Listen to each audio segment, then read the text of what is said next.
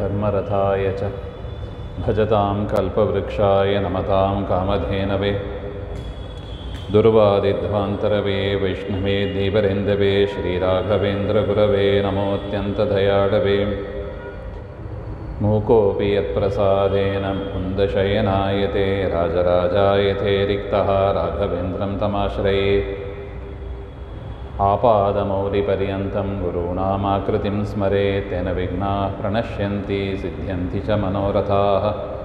श्रीगुरुभ्यो नमः। हरिः ओं। सृष्टिस्थित्यप्ययेह नियतिदृशितमो बन्धमोक्षाश्च यस्मात् अस्य श्रीब्रह्मरुद्रप्रभृतिसुरनरद्वीषशत्रुवात्मकस्य विष्णोर्व्यस्ताः समस्ताः सकलगुणनिधिः सर्वदोषव्यपेतः पूर्णानन्दो व्ययो यो गुरुरपि परमः चिन्तयेत् तं महान्तम्। ॐ जन्माद्यस्य यतोऽन्वयादितरतश्चार्थेष्वभिज्ञस्वराट् तेने ब्रह्महृदाय आदिकवये मुह्यन्ति यं सूरयः तेजो वारिमृदां यथा विनिमयो यत्र त्रिसर्गो मृषा धाम्ना स्वेन सदा निरस्तकुहकं सत्यं परं धीमहि नारायणं नमस्कृत्य नरं चैव नरोत्तमं देवीं सरस्वतीं व्यासं ततो ग्रन्थमुदीरये। कृष्णाय वासुदेवाय देवकीनन्दनाय च नन्दगोपकुमाराय गोविन्दाय नमो नमः। ಶ್ರೀಮದ್ಭಾಗವತದಲ್ಲಿ ಕುಂತಿ ಸ್ತೋತ್ರ ನೋಡ್ತಾ ಇದ್ದೀವಿ.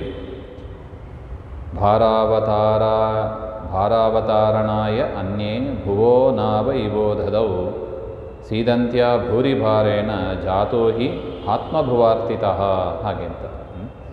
ಕೃಷ್ಣನ ಅವತಾರ ಯಾತಕ್ಕಾಗಿ ಆದದ್ದು ಹಾಗೆ ಅಂತ ಕುಂತಿ ನಾನಾ ಕವಿಗಳು ಅಂದರೆ ನಾನಾ ಜ್ಞಾನಿಗಳು ಹೇಗೆ ಚಿಂತನೆ ಮಾಡ್ತಾ ಇದ್ದಾರೆ, ಹೇಗೆ ವರ್ಣನೆ ಮಾಡ್ತಾ ಇದ್ದಾರೆ ಹಾಗೆಂಬ ಅದನ್ನು ತಿಳಿಸಿಕೊಡ್ತಾ ಇದ್ದಾರೆ. ಕೆಲವರು ಯದುವಂಶದಲ್ಲಿ ಪರಮಾತ್ಮ ಅವತಾರ ಮಾಡಿ ಆ ಯದುವಂಶಕ್ಕೆ ಕೀರ್ತಿಯನ್ನು ತಂದುಕೊಡುವುದಕ್ಕಾಗಿ ಮಾಡಿದ ಅಂತ ಕೆಲವರು, ಇನ್ನು ಕೆಲವರು ವಸುದೇವ ದೇವಕಿಯಲ್ಲಿ ಪರಮಾತ್ಮ ಅವತಾರ ಮಾಡಿ ಸಜ್ಜನರಿಗೆ ಕ್ಷೇಮವನ್ನು ತಂದುಕೊಟ್ಟು ದುರ್ಜನರ ಸಂಹಾರ ಮಾಡುವುದಕ್ಕಾಗಿ ಅವತಾರ ಮಾಡಿದ ಅಂತ ಕೆಲವರು ಜ್ಞಾನಿಗಳು ಹೇಳ್ತಾ ಇದ್ದಾರೆ. ಇನ್ನು ಕೆಲವರು ಭಾರಾವತಾರಣಾಯ ಭೂಮಿಯ ಭಾರವನ್ನು ಹರಣ ಮಾಡಬೇಕು, ಅಂದರೆ ಭೂಮಿಯಲ್ಲಿ ದುಷ್ಟರ ಆವಳಿ ಜಾಸ್ತಿ ಆಯಿತು, ಅಧರ್ಮದ ಪ್ರವೃತ್ತಿ ಜಾಸ್ತಿ ಆಯಿತು, ಅದನ್ನು ನಾಶ ಮಾಡುವುದಕ್ಕಾಗಿ ಪರಮಾತ್ಮ ಭೂಮಿಯಲ್ಲಿ ಅವತಾರ ಮಾಡಿದ ಹಾಗೆ ಅಂತ ಕೆಲವರು. ಸೀದಂತ್ಯ ಖಿನ್ನಾಯಾಹ ಮಜ್ಜನಾಯಾಹ ಸಂಸಾರೇ ಭೂರಿಭಾರೇಣ ಜಾತಃ ಹಿ ಆತ್ಮಭುವಾರ್ತಿತಃ. ಅದರಿಂದ ಭಾರಿ ಭಾರ ಆಯಿತು ಅಂತ ಬ್ರಹ್ಮದೇವರು ಪ್ರಾರ್ಥನೆ ಮಾಡಿದರು. ಆ ಬ್ರಹ್ಮದೇವರ ಪ್ರಾರ್ಥನೆಯನ್ನು ಮನ್ನಿಸಿ ಪರಮಾತ್ಮ ಭೂಮಿಯಲ್ಲಿ ಅವತಾರ ಮಾಡಿದ್ದು ಹಾಗೆ ಅಂತ ಹೇಳ್ತಾ ಇದ್ದಾರೆ. ಇನ್ನು ಕೆಲವರು ಭವೇಸ್ಮಿನ್ ಕ್ಲಿಶ್ಯಮಾನಾನಾಂ ಅವಿದ್ಯಾ ಕಾಮಕರ್ಮಭಿಃ ಶ್ರವಣ ಸ್ಮರಣಾರ್ಹಾಣಿ ಕರಿಷ್ಯನ್ ಇತಿ ಕೇಚನ. ಇನ್ನು ಕೆಲವರು ಯಾರು ಸಂಸಾರದಲ್ಲಿ ಮುಳುಗಿದ್ದಾರೆ ಅವರನ್ನು ಉದ್ಧಾರ ಮಾಡಬೇಕು, ಅದಕ್ಕಾಗಿ ಪರಮಾತ್ಮ ತಾನು ಅವತಾರ ಮಾಡಿ ಅವರ ಕಥೆಯನ್ನು ವೇದವ್ಯಾಸದ ರೂಪದಿಂದ ಅದನ್ನು ಬರೆದಿಟ್ಟಿದ್ದಾನೆ ಭಾಗವತದಲ್ಲಿ. ಈ ರೀತಿಯಾಗಿ ಯಾರ ಭಾಗವತವನ್ನು ಓದ್ತಾರೆ, ಮಹಾಭಾರತಾದಿ ಗ್ರಂಥಗಳನ್ನು ಓದ್ತಾರೆ, ಶ್ರವಣಾದಿಗಳನ್ನು ಮಾಡ್ತಾರೆ, ಅದರಿಂದ ಏನಾಗ್ತದೆ?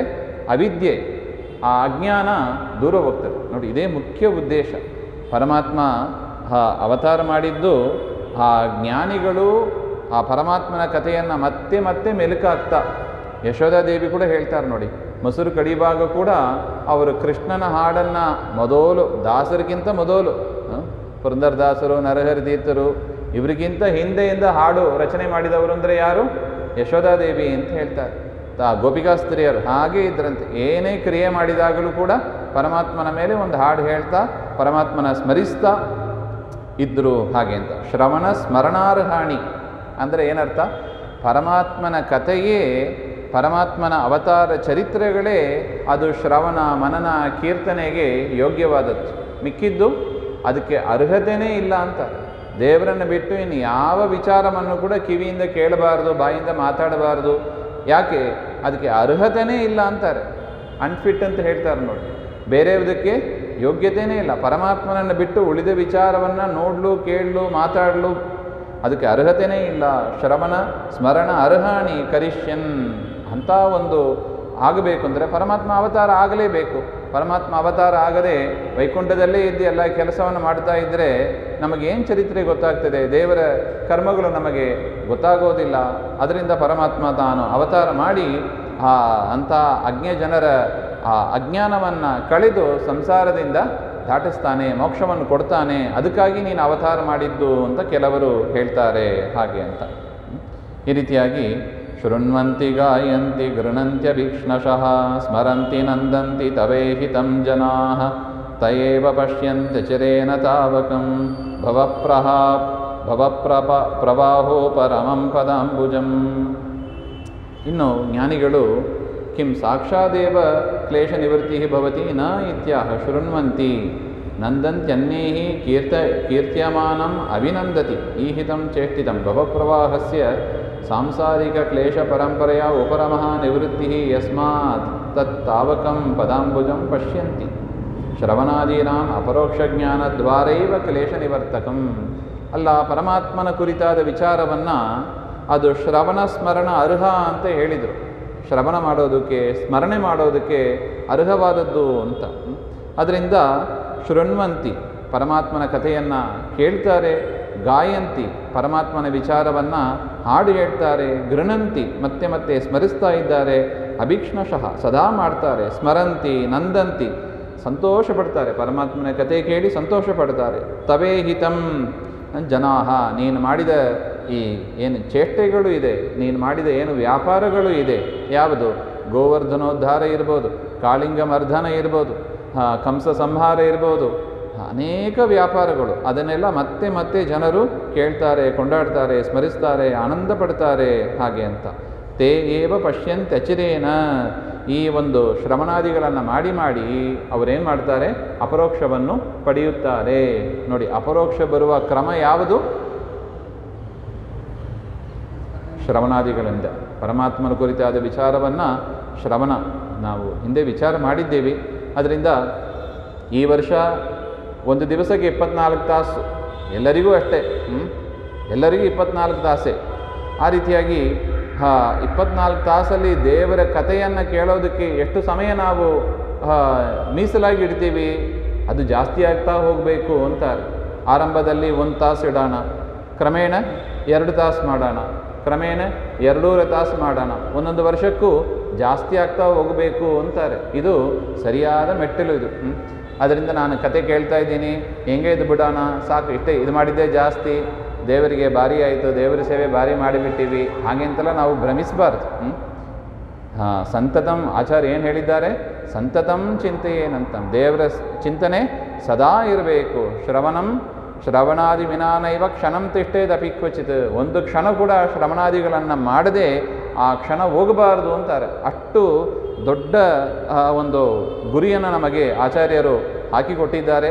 ಆ ಗುರಿ ಮುಟ್ಟಬೇಕು. ಆರಂಭ ಹಂತದಲ್ಲಿ ಹೌದು ಕಷ್ಟ ಇದೆ, ಆದರೆ ಕ್ರಮೇಣ ಆ ಮಾರ್ಗವನ್ನು ಬೆಳೆಸ್ತಾ ನಿಷಿದ್ಧ ಕರ್ಮಗಳನ್ನೆಲ್ಲ ಬಿಟ್ಟು ವಿಹಿತ ಕರ್ಮಗಳನ್ನು ಹೆಚ್ಚು ಹೆಚ್ಚು ನಾವು ಮಾಡ್ತಾ ಹೋಗಬೇಕು. ಶೃಣ್ವಂತಿ ಗಾಯಂತಿ ಗೃಣಂತಿ ಅಭೀಕ್ಷ್ಣಶಃ ಸ್ಮರಂತಿ ನಂದಂತಿ ತವೇಹಿತಂ ಜನಾಃ ತೇವ ಪಶ್ಯಂತ್ಯಚಿರೇಣ ತಾವಕಂ. ಯಾರು ಈ ರೀತಿಯಾಗಿ ಮಾಡ್ತಾರೆ ಅಂಥ ಜನರಿಗೆ ಪರಮಾತ್ಮ ಅಪರೋಕ್ಷವನ್ನು ಕೊಡ್ತಾನೆ. ಕುರು ಭುಂಕ್ಷ್ವಜ ಕರ್ಮ ನಿಜಂ ನಿಯತಂ, ವಿಹಿತ ಕರ್ಮವನ್ನು ಮಾಡಬೇಕು, ಅಪರೋಕ್ಷ ಜ್ಞಾನವನ್ನು ಫಲವಾಗಿ ಪಡಿಬೇಕು. ಕರ್ಮದ ಫಲ ಏನು? ಜ್ಞಾನ. ಜ್ಞಾನ ಅಂದರೆ ಏನು?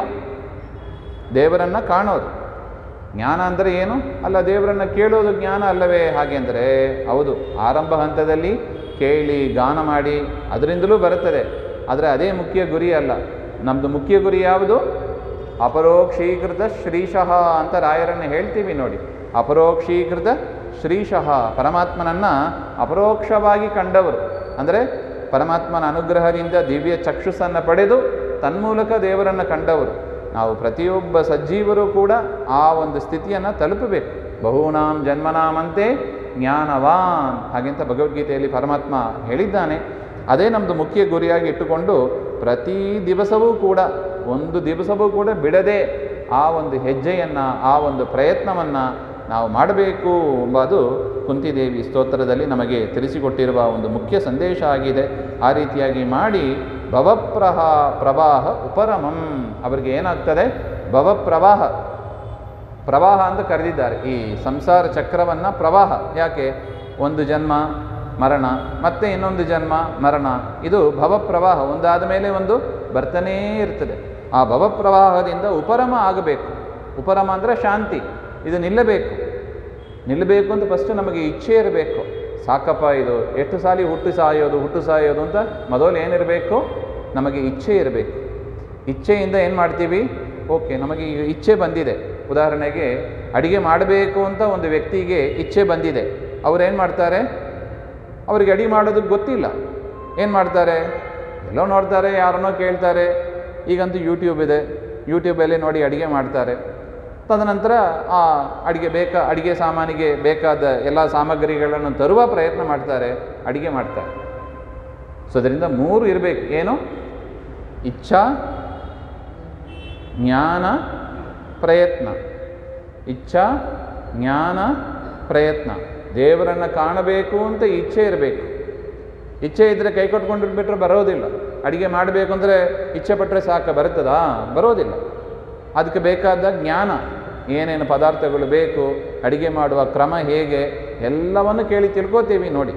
ಅದೇ ಥರ ಪರಮಾತ್ಮನನ್ನು ಹೊಂದುವ ಕ್ರಮ ಹೇಗೆ, ಏನೇನು ಸಾಧನೆಗಳು ಮಾಡಬೇಕು, ಏನೇನು ಆಚರಣೆಗಳನ್ನು ಮಾಡಬೇಕು, ಸದಾಚಾರ ಸ್ಮೃತಿಯಲ್ಲಿ ಹೇಳಿದ್ದನ್ನು ನಾವು ಕೇಳಿ ಅದನ್ನು ಫಾಲೋ ಮಾಡಬೇಕು.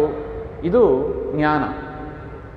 ತದನಂತರ ಇದು ಗೊತ್ತಾದ ಮೇಲೆ ಪ್ರಯತ್ನ. ಪ್ರತಿ ದಿವಸವೂ ಕೂಡ, ಪ್ರತಿ ಕ್ಷಣವೂ ಕೂಡ, ಅಷ್ಟು ಬೇಡ ಅಂತಂದ್ರೂ ಕೂಡ ಒಂದು ಯಾಮ ಇಟ್ಟುಕೊಳ್ಳಿ ಅಂತಾರೆ. 1 in 3 hours. ಒಂದು ಯಾಮ ಅಂದರೆ 3 ತಾಸು. 3 ತಾಸಿಗೆ ಒಮ್ಮೆ ಒಂದು ಭಾಗವತ ನಮ್ಮ ಕಿವಿಯಲ್ಲಿ ಬೀಳಬೇಕು. 3 ತಾಸಿಗೆ ಒಮ್ಮೆ ಮಲಗಿದಾಗ ಬಿಟ್ಟುಬಿಡೋಣ. ಎಚ್ಚೆತ್ತು ಇದ್ದಾಗ 3 ತಾಸಿಗೆ ಒಮ್ಮೆ ಒಂದು ಭಾಗವತ ಶ್ಲೋಕ ನಮ್ಮ ಕಿವಿಯಲ್ಲಿ ಬೀಳಬೇಕು. ಆಗ 3 ತಾಸು ಮತ್ತೆ ಅದನ್ನೇ ಚಿಂತನೆ ಮಾಡಬೇಕು. ಮತ್ತೆ ಮರ್ತೋಗ್ತದೆ ಅದು.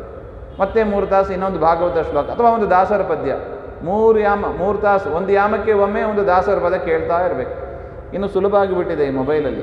ಅಲಾರಾಮ್ ಇಟ್ಕೋಬಹುದು ನಾವು ನೋಡಿ. ಬೆಳಿಗ್ಗೆ 6 ಗಂಟೆಗೆ ಒಂದು ದಾಸರ ಪದ, 9 ಗಂಟೆಗೆ ಒಂದು ದಾಸರ ಪದ, 12 ಗಂಟೆಗೆ ಒಂದು ದಾಸರ ಪದ. ನೀವೇನು ಮಾಡಬೇಕಾಗಿಲ್ಲ.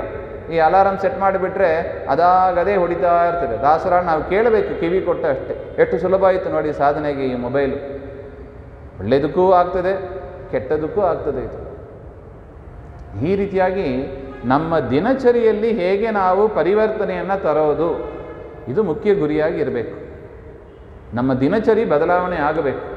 ನಮ್ಮ ದಿನಚರಿಯಲ್ಲಿ ಶಿಸ್ತನ್ನು ಹೇಗೆ ಬೆಳೆಸಿಕೊಳ್ಳೋದು, ಹೇಗೆ ಡಿಸಿಪ್ಲಿನ್ಡಾಗಿ ಇರೋದು, ಇದು ನಮ್ಮ ದಿನಚರಿಯಲ್ಲಿ ಬರಬೇಕು ಹಾಗೆ ಅಂತ. ಆ ರೀತಿಯಾಗಿ ಆದಾಗ ಪರಮಾತ್ಮನ ಅಪರೋಕ್ಷ ಆಗ್ತದೆ.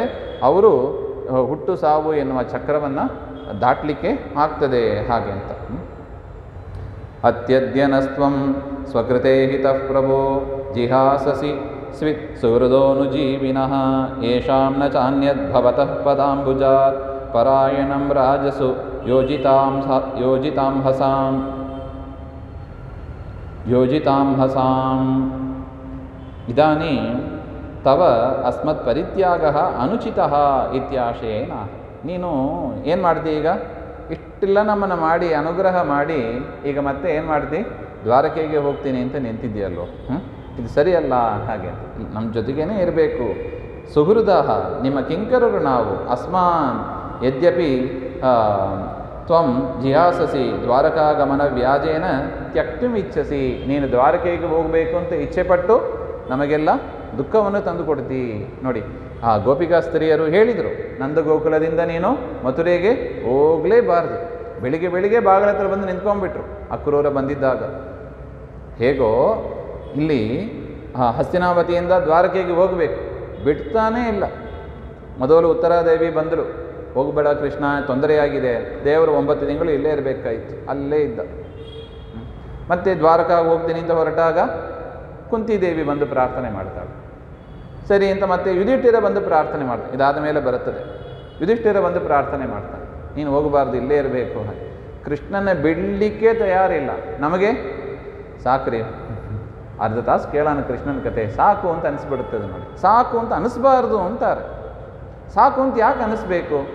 ಅದನ್ನು ಬಿಟ್ಟು ಕೇಳಲಿಕ್ಕೆ, ಅದನ್ನು ಬಿಟ್ಟು ವಿಚಾರ ಮಾಡಲಿಕ್ಕೆ ಲೋಕದಲ್ಲಿ ದೊಡ್ಡ ವಸ್ತು ಏನಿದೆ? ಹರಿ ಸರ್ವೋತ್ತಮ ಅಂತ ಬಾಯಿಂದ ಹೇಳ್ತೀವಿ, ಆದರೆ ದೇವರಿಗೆ ದಿನಚರಿಯಲ್ಲಿ ಎಷ್ಟು ಸ್ಥಾನಮಾನ ಕೊಡ್ತೀವಿ? ಇದು ನಮ್ಮಲ್ಲಿ ಆಗಬೇಕಾದ ವಿಚಾರ ಹಾಗೆ ಅಂತ.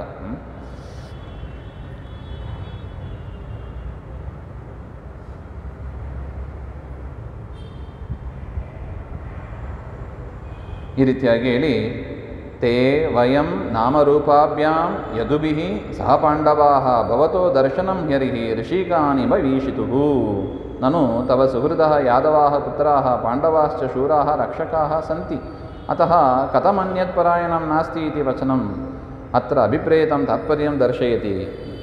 ಯರ್ಹಿ ಯದಾ ಭವತಿ ದರ್ಶನಂ ಸಾನ್ನಿಧ್ಯಂ ತದೈವ ತೇ ಪ್ರಸಿದ್ಧಾಃ ಯದುಭಿಃ ಸಹ ವಿದ್ಯಮಾನಂ ವಯಂ ಪಾಂಡವಾಃ ನಾಮ್ನಾ ಖ್ಯಾತ್ಯ ರೂಪೇಣ ಸಮೃದ್ಧಾ ಚ ಯುಕ್ತಾಃ ಭವತ್ ಸಾನ್ನಿಧ್ಯೇನೇವ ಅಸ್ಮಾಕಂ ಯದೂನಾಂ ಚ ನಾಮರೂಪೇನಾನ್ಯಥಾ. ನಮಗೆ ಇಷ್ಟು ಹೆಸರು ಬಂದಿದೆ, ನಮಗೆ ಇಷ್ಟೊಂದು ಕೀರ್ತಿ ಬಂದಿದೆ, ನಮಗೆ ಇಷ್ಟೆಲ್ಲ ಪುಣ್ಯ ಬಂದಿದೆ. ಯಾದವರಿಗೆ ಇರ್ಬೋದು, ಪಾಂಡವರಿಗೆ ಇರ್ಬೋದು. ಯಾರಿಂದ? ಸ್ವಾಮಿ ನಿನ್ನಿಂದ. ನೋಡಿ, ಇದು ಚಿಂತನೆ ಇರಬೇಕು ನಮಗೆ. ಆ ಕೀರ್ತಿಯನ್ನು ದೇವರು ಕೊಡ್ತಾನೆ. ಕೊಟ್ಟ ಕೂಡಲೇ ಏನು ತಿಳ್ಕೊಂಡ್ಬಿಡ್ತೀವಿ? ಆ ಮಮಕಾರ ಬಂದ್ಬಿಡ್ತದೆ. ನೋಡಿ, ಇದು ಯಾರು ಮಾಡಿದ್ದು? ನಾನು ಮಾಡಿದ್ದು ಅಲ್ಲ. ಆ ದೇವರ ಚಿಂತನೆ ಹೇಗಿರಬೇಕು? ನಾವು ಹಲೇ ಇವನ ಇಷ್ಟೊತ್ತು ನನ್ನನ್ನು ಹೊಗಳಿದಿ, ನಿನಗೊಂದು ಕೀರ್ತಿ ಕೊಟ್ಟೆ, ಕೀರ್ತಿ ಕೊಟ್ಟ ಕೂಡಲೇ ನಾನು ಅಂತ ಹೇಳ್ಕೊಂಡ್ಬಿಡ್ತೀಯಲ್ಲೋ. ಆದರೂ ದೇವರು ಏನು ಮಾಡೋದಿಲ್ಲ, ಮತ್ತೆ ಇನ್ನೊಂದು ಚಾನ್ಸ್ ಕೊಡ್ತಾನೆ. ಸರಿ, ಇನ್ನೊಂದು ಚಾನ್ಸ್ ಕೊಡ್ತೀನಿ, ಈಗಲಾರು ತಿದ್ದುಕೋ ಹಾಗೆ ಅಂತ. ದೇವರಿಗೆ ಸಿಟ್ಟು ಬರ್ತದೆ ಅಂತ. ದೇವರಿಗೂ ಸಿಟ್ಟು ಬರ್ತದೆ. ಎಂಥ ಸಿಟ್ಟು? ನಮಗೆ ಸಿಟ್ಟು ಬಂದರೆ ನಾವೇನು ಮಾಡ್ತೀವಿ? ನಮಗೆ ಸಿಟ್ಟು ಬಂದರೆ ಬೈದು ಬಿಡ್ತೀವಿ. ಇನ್ನು ಜಾಸ್ತಿ ಸಿಟ್ಟು ಬಂದರೆ ಹೊಡೆದು ಬಿಡ್ತೀವಿ. ಅಷ್ಟು ಇನ್ನೇನು ಮಾಡ್ತೀವಿ? ದೇವ್ರದ್ದು ಹಾಗೆಲ್ಲ. ಸಿಟ್ಟು ಬಂತು, ದೇವರೇನು ಮಾಡ್ತಾನೆ? ಕ್ಷಮೆ ಮಾಡ್ತಾನೆ. ನೋಡಿ, ದೇವರ ಸಿಟ್ಟು ಕ್ಷಮಾತ್ಮಕವಾದದ್ದು ಅಂತ. ನಮಗೆ ಸಿಟ್ಟು ಬಂದರೆ ಹೇಗೆ ನಾವು ಬೈತೀವಿ, ಹೊಡಿತೀವಿ, ಅದೇ ಥರ ದೇವರಿಗೆ ಸಿಟ್ಟು ಬಂದರೆ ಏನು ಮಾಡ್ತಾನೆ? ಕ್ಷಮೆ ಮಾಡಿಬಿಡ್ತು. ನೋಡಿ, ಎಂಥ ವಿಲಕ್ಷಣ ನೋಡಿ ದೇವರು, ಹೇಳಲಿಕ್ಕೆ ಸಾಧ್ಯ ಇಲ್ಲ, ಅಷ್ಟು ವಿಲಕ್ಷಣ ಇದ್ದಾನೆ. ಸಿಟ್ಟು ಬಂದರೆ ಯಾರು ಕ್ಷಮೆ ಮಾಡಾರೆ? ದೇವರು ಮಾಡ್ತಾನೆ. ನೋಡಿ, ಸಿಟ್ಟು ಬಂದರೆ ಬೈತಾರೆ. ಲೋಕದಲ್ಲಿ ಹಾಗೇ ಕಂಡಿದೆ. ಸಿಟ್ಟು ಬಂದರೆ ಬೈಯೋದು, ಹೊಡೆಯೋದು ಇಷ್ಟೇ. ಆದರೆ ದೇವರು ಸಿಟ್ಟು ಬಂದರೆ ಕ್ಷಮೆ ಮಾಡ್ತಾನೆ. ಇನ್ನೊಂದು ಅವಕಾಶವನ್ನು ದೇವರು ನಮಗೆ ಅಲ್ಲ. ಒಂದು ಸಲ ಯೋಚನೆ ಮಾಡಿ, ಎಷ್ಟು ಜೀವರಾಶಿಗಳು ಇದ್ದಾರೆ. ಬರೀ ಸಿಟ್ಟು ಮಾಡ್ತಾ ಕೂತಿದ್ರೆ ದೇವರು ಏನು ಮಾಡಬೇಕು? ಬರೀ ಸಿಟ್ಟಿನಲ್ಲೇ ಇರಬೇಕು ದೇವರಷ್ಟೇ. ಯಾಕೆ? ಎಷ್ಟು ಜನ ಇದ್ದಾರೆ, ಎಷ್ಟು ಜನರ ಮೇಲೆ ಅಂತ ದೇವರು ಸಿಟ್ಟು ಮಾಡಿಕೊಳ್ಳಿ. ಯಾಕೆ?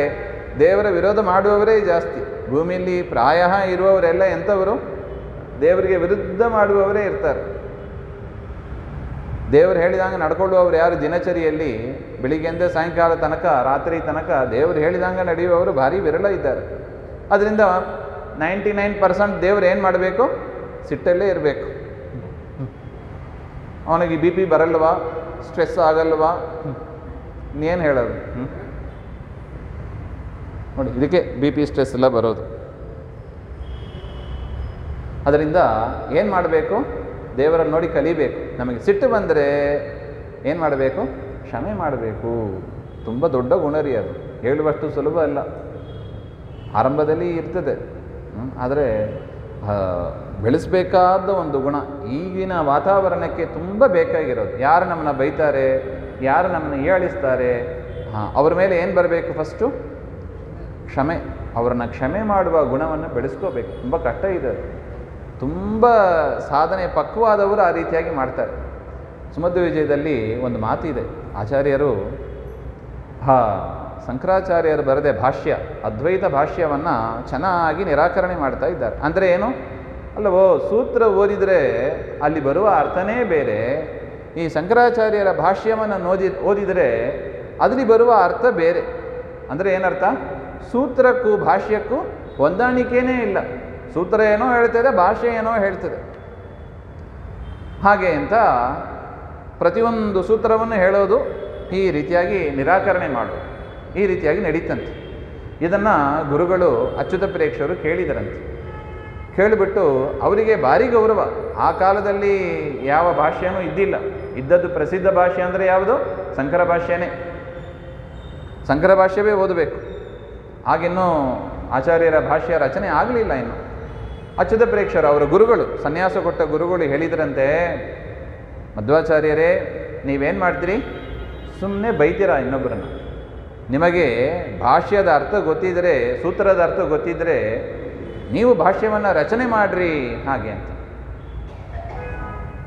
ಇಲ್ಲದಿದ್ದರೆ ಭಾಷ್ಯ ರಚನೆ ಮಾಡಲಿಕ್ಕಾಗಲ್ಲ ಅಂದರೆ ಸುಮ್ಮನೆ ಇರ್ರಿ, ಸಂಕರ ಭಾಷ್ಯವನ್ನು ಬೈಲಿಕ್ಕೆ ಹೋಗಬೇಡಿ ಹಾಗೆ. ಇದು ಆಕ್ಷೇಪದ ಧ್ವನಿ ಅಂತ ಬಾಯ್ಬಿಟ್ಟು ಹೇಳಿಲ್ಲ. ನಿಮಗೆ ಗೊತ್ತಿದ್ದರೆ ಭಾಷ್ಯ ಬರೀರಿ. ಅದರ ಅರ್ಥ ಏನು? ಎರಡು ಅರ್ಥ ಇದೆ. ಒಂದು ವಿಧಿ, ಸೂತ್ರ ಭಾಷ್ಯವನ್ನು ರಚನೆ ಮಾಡು ಅಂತ ಒಂದು ಅರ್ಥ. ಇನ್ನೊಂದು ಅರ್ಥ ಆಗಲಿಲ್ಲ ಅಂದರೆ ಮುಚ್ಚಿ ಬಾಯಿ. ಅದು ಬಾಯಿ ಬಿಟ್ಟು ಹೇಳಿಲ್ಲ. ಅರ್ಥ ಆಯ್ತಾ? ಈ ಮಾತನ್ನು ಆಚಾರ ಕೇಳಿ ನಾವಾಗಿದ್ದರೆ ಏನು ಮಾಡ್ತೀವಿ? ಗುರುಗಳು ಬೈದ್ಬಿಟ್ರು ಅಂತ ಅಳ್ತಾ ಕೊಡ್ತೀವಿ ಅಷ್ಟೇ ಅಲ್ವಾ? ಅಲ್ಲ ಮಾತೇ ಬಿಟ್ಟು ಬಿಡ್ತೀವಿ. ಇಲ್ಲೇ ಗುರುಗಳು ಬೇಡ, ಏನು ರಗಳೆನೇ ಬೇಡ, ಮನೇಲಿ ಕೂಡ ಮನೆಗೆ ವಾಪಸ್ ಬಂದುಬಿಡ್ತೀವಿ. ಎಲ್ಲಿ ಸನ್ಯಾಸ ಎಲ್ಲ ಆಯಿತು, ಸನ್ಯಾಸ ತೊಗೊಂಡಾಯಿತು, ವೇದಾಂತ ಸಾಮ್ರಾಜ್ಯದಲ್ಲಿ ಕೂಡಿಸಿ ಆಯಿತು. ಏನು ಮಾಡಿದರು? ಈ ರೀತಿಯಾದ ಒಂದು ಆಕ್ಷೇಪದ ಧ್ವನಿ ಅಚ್ಯುತ ಪ್ರೇಕ್ಷರು ಹೇಳಿದರು ಹಾಗೆ ಅಂತ. ಆಚಾರ್ಯರು ಏನು ಮಾಡಿದರು? ಈ ಮಾತನ್ನು ಕೇಳಿ ನೋಡಿ, ದೊಡ್ಡವರೇ ಏನು ಮಾಡಿದರು? ಒಂದು ಹಂಸಪಕ್ಷಿ ಇದೆ ನೋಡಿ. ಹಂಸಪಕ್ಷಿ ಏನು ಮಾಡ್ತದೆ? ಹಾಲು ನೀರು ಬೆರೆಸಿ ಒಂದು ಪಾತ್ರೆಯಲ್ಲಿ ಇಟ್ಟರೆ ಅದು ನೀರನ್ನು ಬಿಟ್ಟು ಬಿಡುತ್ತದೆ, ಹಾಲನ್ನು ಮಾತ್ರ ತೆಗೆದುಕೊಳ್ತದೆ ಅಂತ. ಹೇಗೋ ಅದೇ ಥರ ಆಚಾರ್ಯರು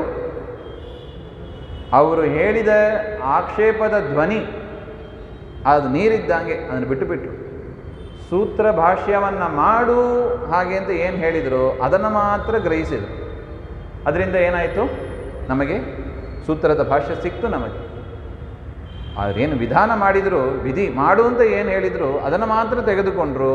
ಅಲ್ಲಿ ಇದ್ದ ಆಕ್ಷೇಪದ ಮಾತನ್ನು ಅವರು ಬಿಟ್ಟುಬಿಟ್ರು. ಅಂದರೆ ನಾವೇನಿರಬೇಕು? ಮನಸ್ಸಿಗೆ ಗೇಟ್ ಕೀಪರ್ ಇದ್ದಾಗೆ ಇರಬೇಕು ಅಂತಾರೆ. ದ್ವಾರಪಾಲಕರಿದ್ದಂಗೆ ನಾವಿರಬೇಕು ಮನಸ್ಸಿಗೆ. ಅಂದರೆ ಏನು? ಯಾವುದನ್ನು ಬಿಡಬೇಕು, ಯಾವುದನ್ನು ಬಿಡಬಾರ್ದು ಎಲ್ಲ ಬಲಗೆ ಬಿಟ್ಬಿಡೋದು. ಬೈದ್ರಾ ಬಲಗೆ ಬಿಟ್ಬಿಡೋದು, ಹೊಗಳಿದ್ರಾ ಅದನ್ನು ಬಿಟ್ಟುಬಿಡೋದು. ಅದರಿಂದ ಏನು ಮಾಡಿಬಿಡ್ತೀವಿ? ನಾವು ಪರವಶರಾಗ್ತೀವಿ. ಪರವಶರು ಅಂದರೆ ಏನು? ಇನ್ನೊಬ್ಬರ ವಶದಲ್ಲಿ ಆಗಿಬಿಡ್ತೀವಿ. ಯಾರಾவது ಹೊಗಳಿದರೆ ನಾವು ಅವ್ರನ್ನ ಕೊಂಡಾಡ್ತಾ ಇರೋದು. ಎಷ್ಟು ಚೆನ್ನಾಗಿ ನನ್ನನ್ನು ಹೊಗಳಿದೆಯಾ, ನನ್ನ ಮೇಲೆ ಎಷ್ಟು ಪ್ರೀತಿ ಇದೆ ನನಗೆ ಹಾಗೆ ಅಂತ ಹೊಗಳಿದ ವ್ಯಕ್ತಿ ಮೇಲೆ ಭಾರಿ ಪ್ರೀತಿ. ಯಾರಾದರೂ ವ್ಯಕ್ತಿ ನಮ್ಮನ್ನು ಬೈದರೆ ಅಥವಾ ಪುರಸ್ಕಾರ ಮಾಡದೇ ಇದ್ದರೆ ಅವ್ರ ಮೇಲೆ ನಮಗೆ ಸಿಟ್ಟು. ಇದು ನಾವೇನು ಮಾಡಿಬಿಡ್ತೀವಿ? ಸರಿಯಾಗಿ ದ್ವಾರಪಾಲಕರಾಗಿ ಕೆಲಸವನ್ನು ಮಾಡಲಿಲ್ಲ. ಮನಸ್ಸು ಒಳಗೆ ಯಾರನ್ನು ಬಿಡಬೇಕು, ಯಾರನ್ನು ಬಿಡಬಾರ್ದು ಎಚ್ಚರ ವಹಿಸಿರಿ ಅಂತಾರೆ. ಜಯ ವಿಜಯರನ್ನು ನೋಡಿ ಪಾಠ ಕಲಿಯಿರಿ, ಶೇಷದೇವರನ್ನು ನೋಡಿ ಪಾಠ ಕಲಿಯಿರಿ ಅಂತ ಹೇಳ್ತಾರೆ. ಶ್ರೀನಿವಾಸ ಕಲ್ಯಾಣದಲ್ಲಿ ಬರ್ತದೆ ನೋಡಿ. ಆ ರೀತಿಯಾಗಿ ಈ ಮನಸ್ಸಿಗೆ, ಈ ಹೃದಯ ಕಮಲಕ್ಕೆ ಗೇಟ್ ಕೀಪರ್ ಯಾರು? ನಾವೇ. ಯಾರನ್ನು ಬಿಡಬೇಕು, ಯಾರನ್ನು ಬಿಡಬಾರ್ದು ಶಾಸ್ತ್ರದಲ್ಲಿ ಹೇಳಿದ್ದಾರೆ. ಅದನ್ನು ನೋಡಿ ಯಾರು ಕಲಿಬೇಕು ನಾವು. ಹಾಗಿದ್ದಾಗ ತಂದೆ ತಾಯಿಯರು ಮತ್ತು ಮಕ್ಕಳಲ್ಲಿ ಭಿನ್ನ ಅಭಿಪ್ರಾಯಗಳು ಹೇಗೆ ಬರಲಿಕ್ಕೆ ಸಾಧ್ಯ? ಅತ್ತೆ ಮಾವ ಸೊಸೆ ಜೊತೆಗೆ ವಿರುದ್ಧ ಅಭಿಪ್ರಾಯ, ಭಿನ್ನ ಅಭಿಪ್ರಾಯಗಳು ಹೇಗೆ ಬರಲಿಕ್ಕೆ ಸಾಧ್ಯ? ನೀ ಏನು ಹೇಳೋದು, ನಾನೇನು ಕೇಳೋದು? ಯಾರು ಹೇಳಿದ್ದು ಯಾರು ಕೇಳೋದು ಬೇಡ. ಯಾರು ಹೇಳಿದ್ದು ಕೇಳಬೇಕು? ದೇವರು ಹೇಳಿದ್ದನ್ನು ಕೇಳಬೇಕಷ್ಟೇ. ಅರ್ಥ ಆಯ್ತಲ್ವಾ? ಅದರಿಂದ ಇದನ್ನೆಲ್ಲ ನಾವು ಮನಸ್ಸಿಗೆ ಹಚ್ಕೊಂಡ್ಬಿಟ್ರೆ ಏನಾಗ್ತದೆ? ಸ್ಟ್ರೆಸ್ ಬರುತ್ತದೆ, ಬಿ ಪಿ ಬರ್ತದೆ. ಇದಕ್ಕೆ ಬರೋದು ಅದು. ಯಾರನ್ನ ಸೇರಿಸಬೇಕೋ ಅವ್ರನ್ನ ಮಾತ್ರ ಸೇರಿಸಬೇಕು. ಯಾರನ್ನ ಸೇರಿಸಬಾರ್ದು ಅವರನ್ನು ಒಳಗೆ ದೂರ ಎಸಿರಿ. ಅವರನ್ನು ಅಂಥ ವಾಕ್ಯಗಳನ್ನೆಲ್ಲ ಏನು ಮಾಡಬೇಕು? ದೂರ ಎಸೆದು ಬಿಡಬೇಕು, ಹತ್ರಕ್ಕೆ ಸೇರಿಸಬಾರ್ದು. ಯಾಕೆ? ನಮ್ಮ ಮನಸ್ಸನ್ನು ಹಾಳು ಮಾಡತಕ್ಕದ್ದು, ನಮ್ಮ ಸಾಧನೆಯನ್ನು ಹಾಳು ಮಾಡತಕ್ಕದ್ದು. ಯಾಕೆ ಅಂಥ ಮಾತುಗಳನ್ನೆಲ್ಲ ಹತ್ರ ಇಟ್ಕೋತೀರಿ? ಸೇರಿಸಬೇಡಿ ಅಂತ ನೋಡಿ. ಚಂದಾಗಿದೆ ನೋಡಿ. ಅದರಿಂದ ಸ್ವಾಮಿ ನೀನು ಇಲ್ಲದೆ ಹೋಗಿಬಿಟ್ರೆ ನಮಗೆ ನಾಮ ರೂಪ ಹೆಸರಿಲ್ಲದೆ ಹಾನಿಯಾಗಿಬಿಡ್ತಾ ಇದ್ದೀವಿ ನಾವು. ಅದರಿಂದ ಯಾರಿಗೆ ಕ್ರೆಡಿಟ್ ಕೊಡಬೇಕು? ದೇವರಿಗೆ ಕ್ರೆಡಿಟ್ ಕೊಡಬೇಕು, ಬೇರೆಯವರಿಗೆ ಅಲ್ಲ ಹಾಗೆ ಅಂತ. ನೇಯಂ ಶೋಭಿಷ್ಯತೆ ತತ್ರ ಯಥೇಧಾನಿಂ ಗದಾಧರ ತ್ವತ್ಪದೈರಂಕಿತ ಭಾತಿ ಸ್ವಲಕ್ಷಣ ವಿಲಕ್ಷಿತೈ. ಅದರಿಂದ ಸ್ವಾಮಿ ನಿನ್ನನ್ನೇ ನಂಬಿಕೊಂಡಿದ್ದೀವಿ, ನೀನು ದ್ವಾರಕೆಗೆ ಹೋಗಬೇಡ, ಇಲ್ಲೇ ಇರು ಹಾಗೆ ಅಂತ ಪ್ರಾರ್ಥನೆ. ಇಮೇ ಜನಪದ ಸುವೃದ್ಧಾಃ ಸುಪ ಕೌಷಧಿವೀರುದಃ ವನಾದ್ರಿನ ದ್ಯುಧನ್ವಂತೋ ಯೇಧಂತೆ ತಪವೀಕ್ಷಿತಾಃ. ನಿನ್ನ ಒಂದು ಅವಸ್ಥಾನದಿಂದ ನೀನು ಇರುವುದರಿಂದ ಕೇವಲ ಈ ಹಸ್ತಿನಾವತಿ ಮಾತ್ರ ಶೋಭಿಸ್ತಾ ಇಲ್ಲ, ಇದರ ಸುತ್ತಮುತ್ತ ಇರುವ ಹಳ್ಳಿಗಳು, ಜನಪದಗಳು ಅಂತ ಏನಿದೆ, ಗ್ರಾಮಗಳು ಎಲ್ಲವೂ ನಿನ್ನಿಂದ ಶೋಭಿಸ್ತಾ ಇದೆ, ಸಮೃದ್ಧವಾಗಿದೆ.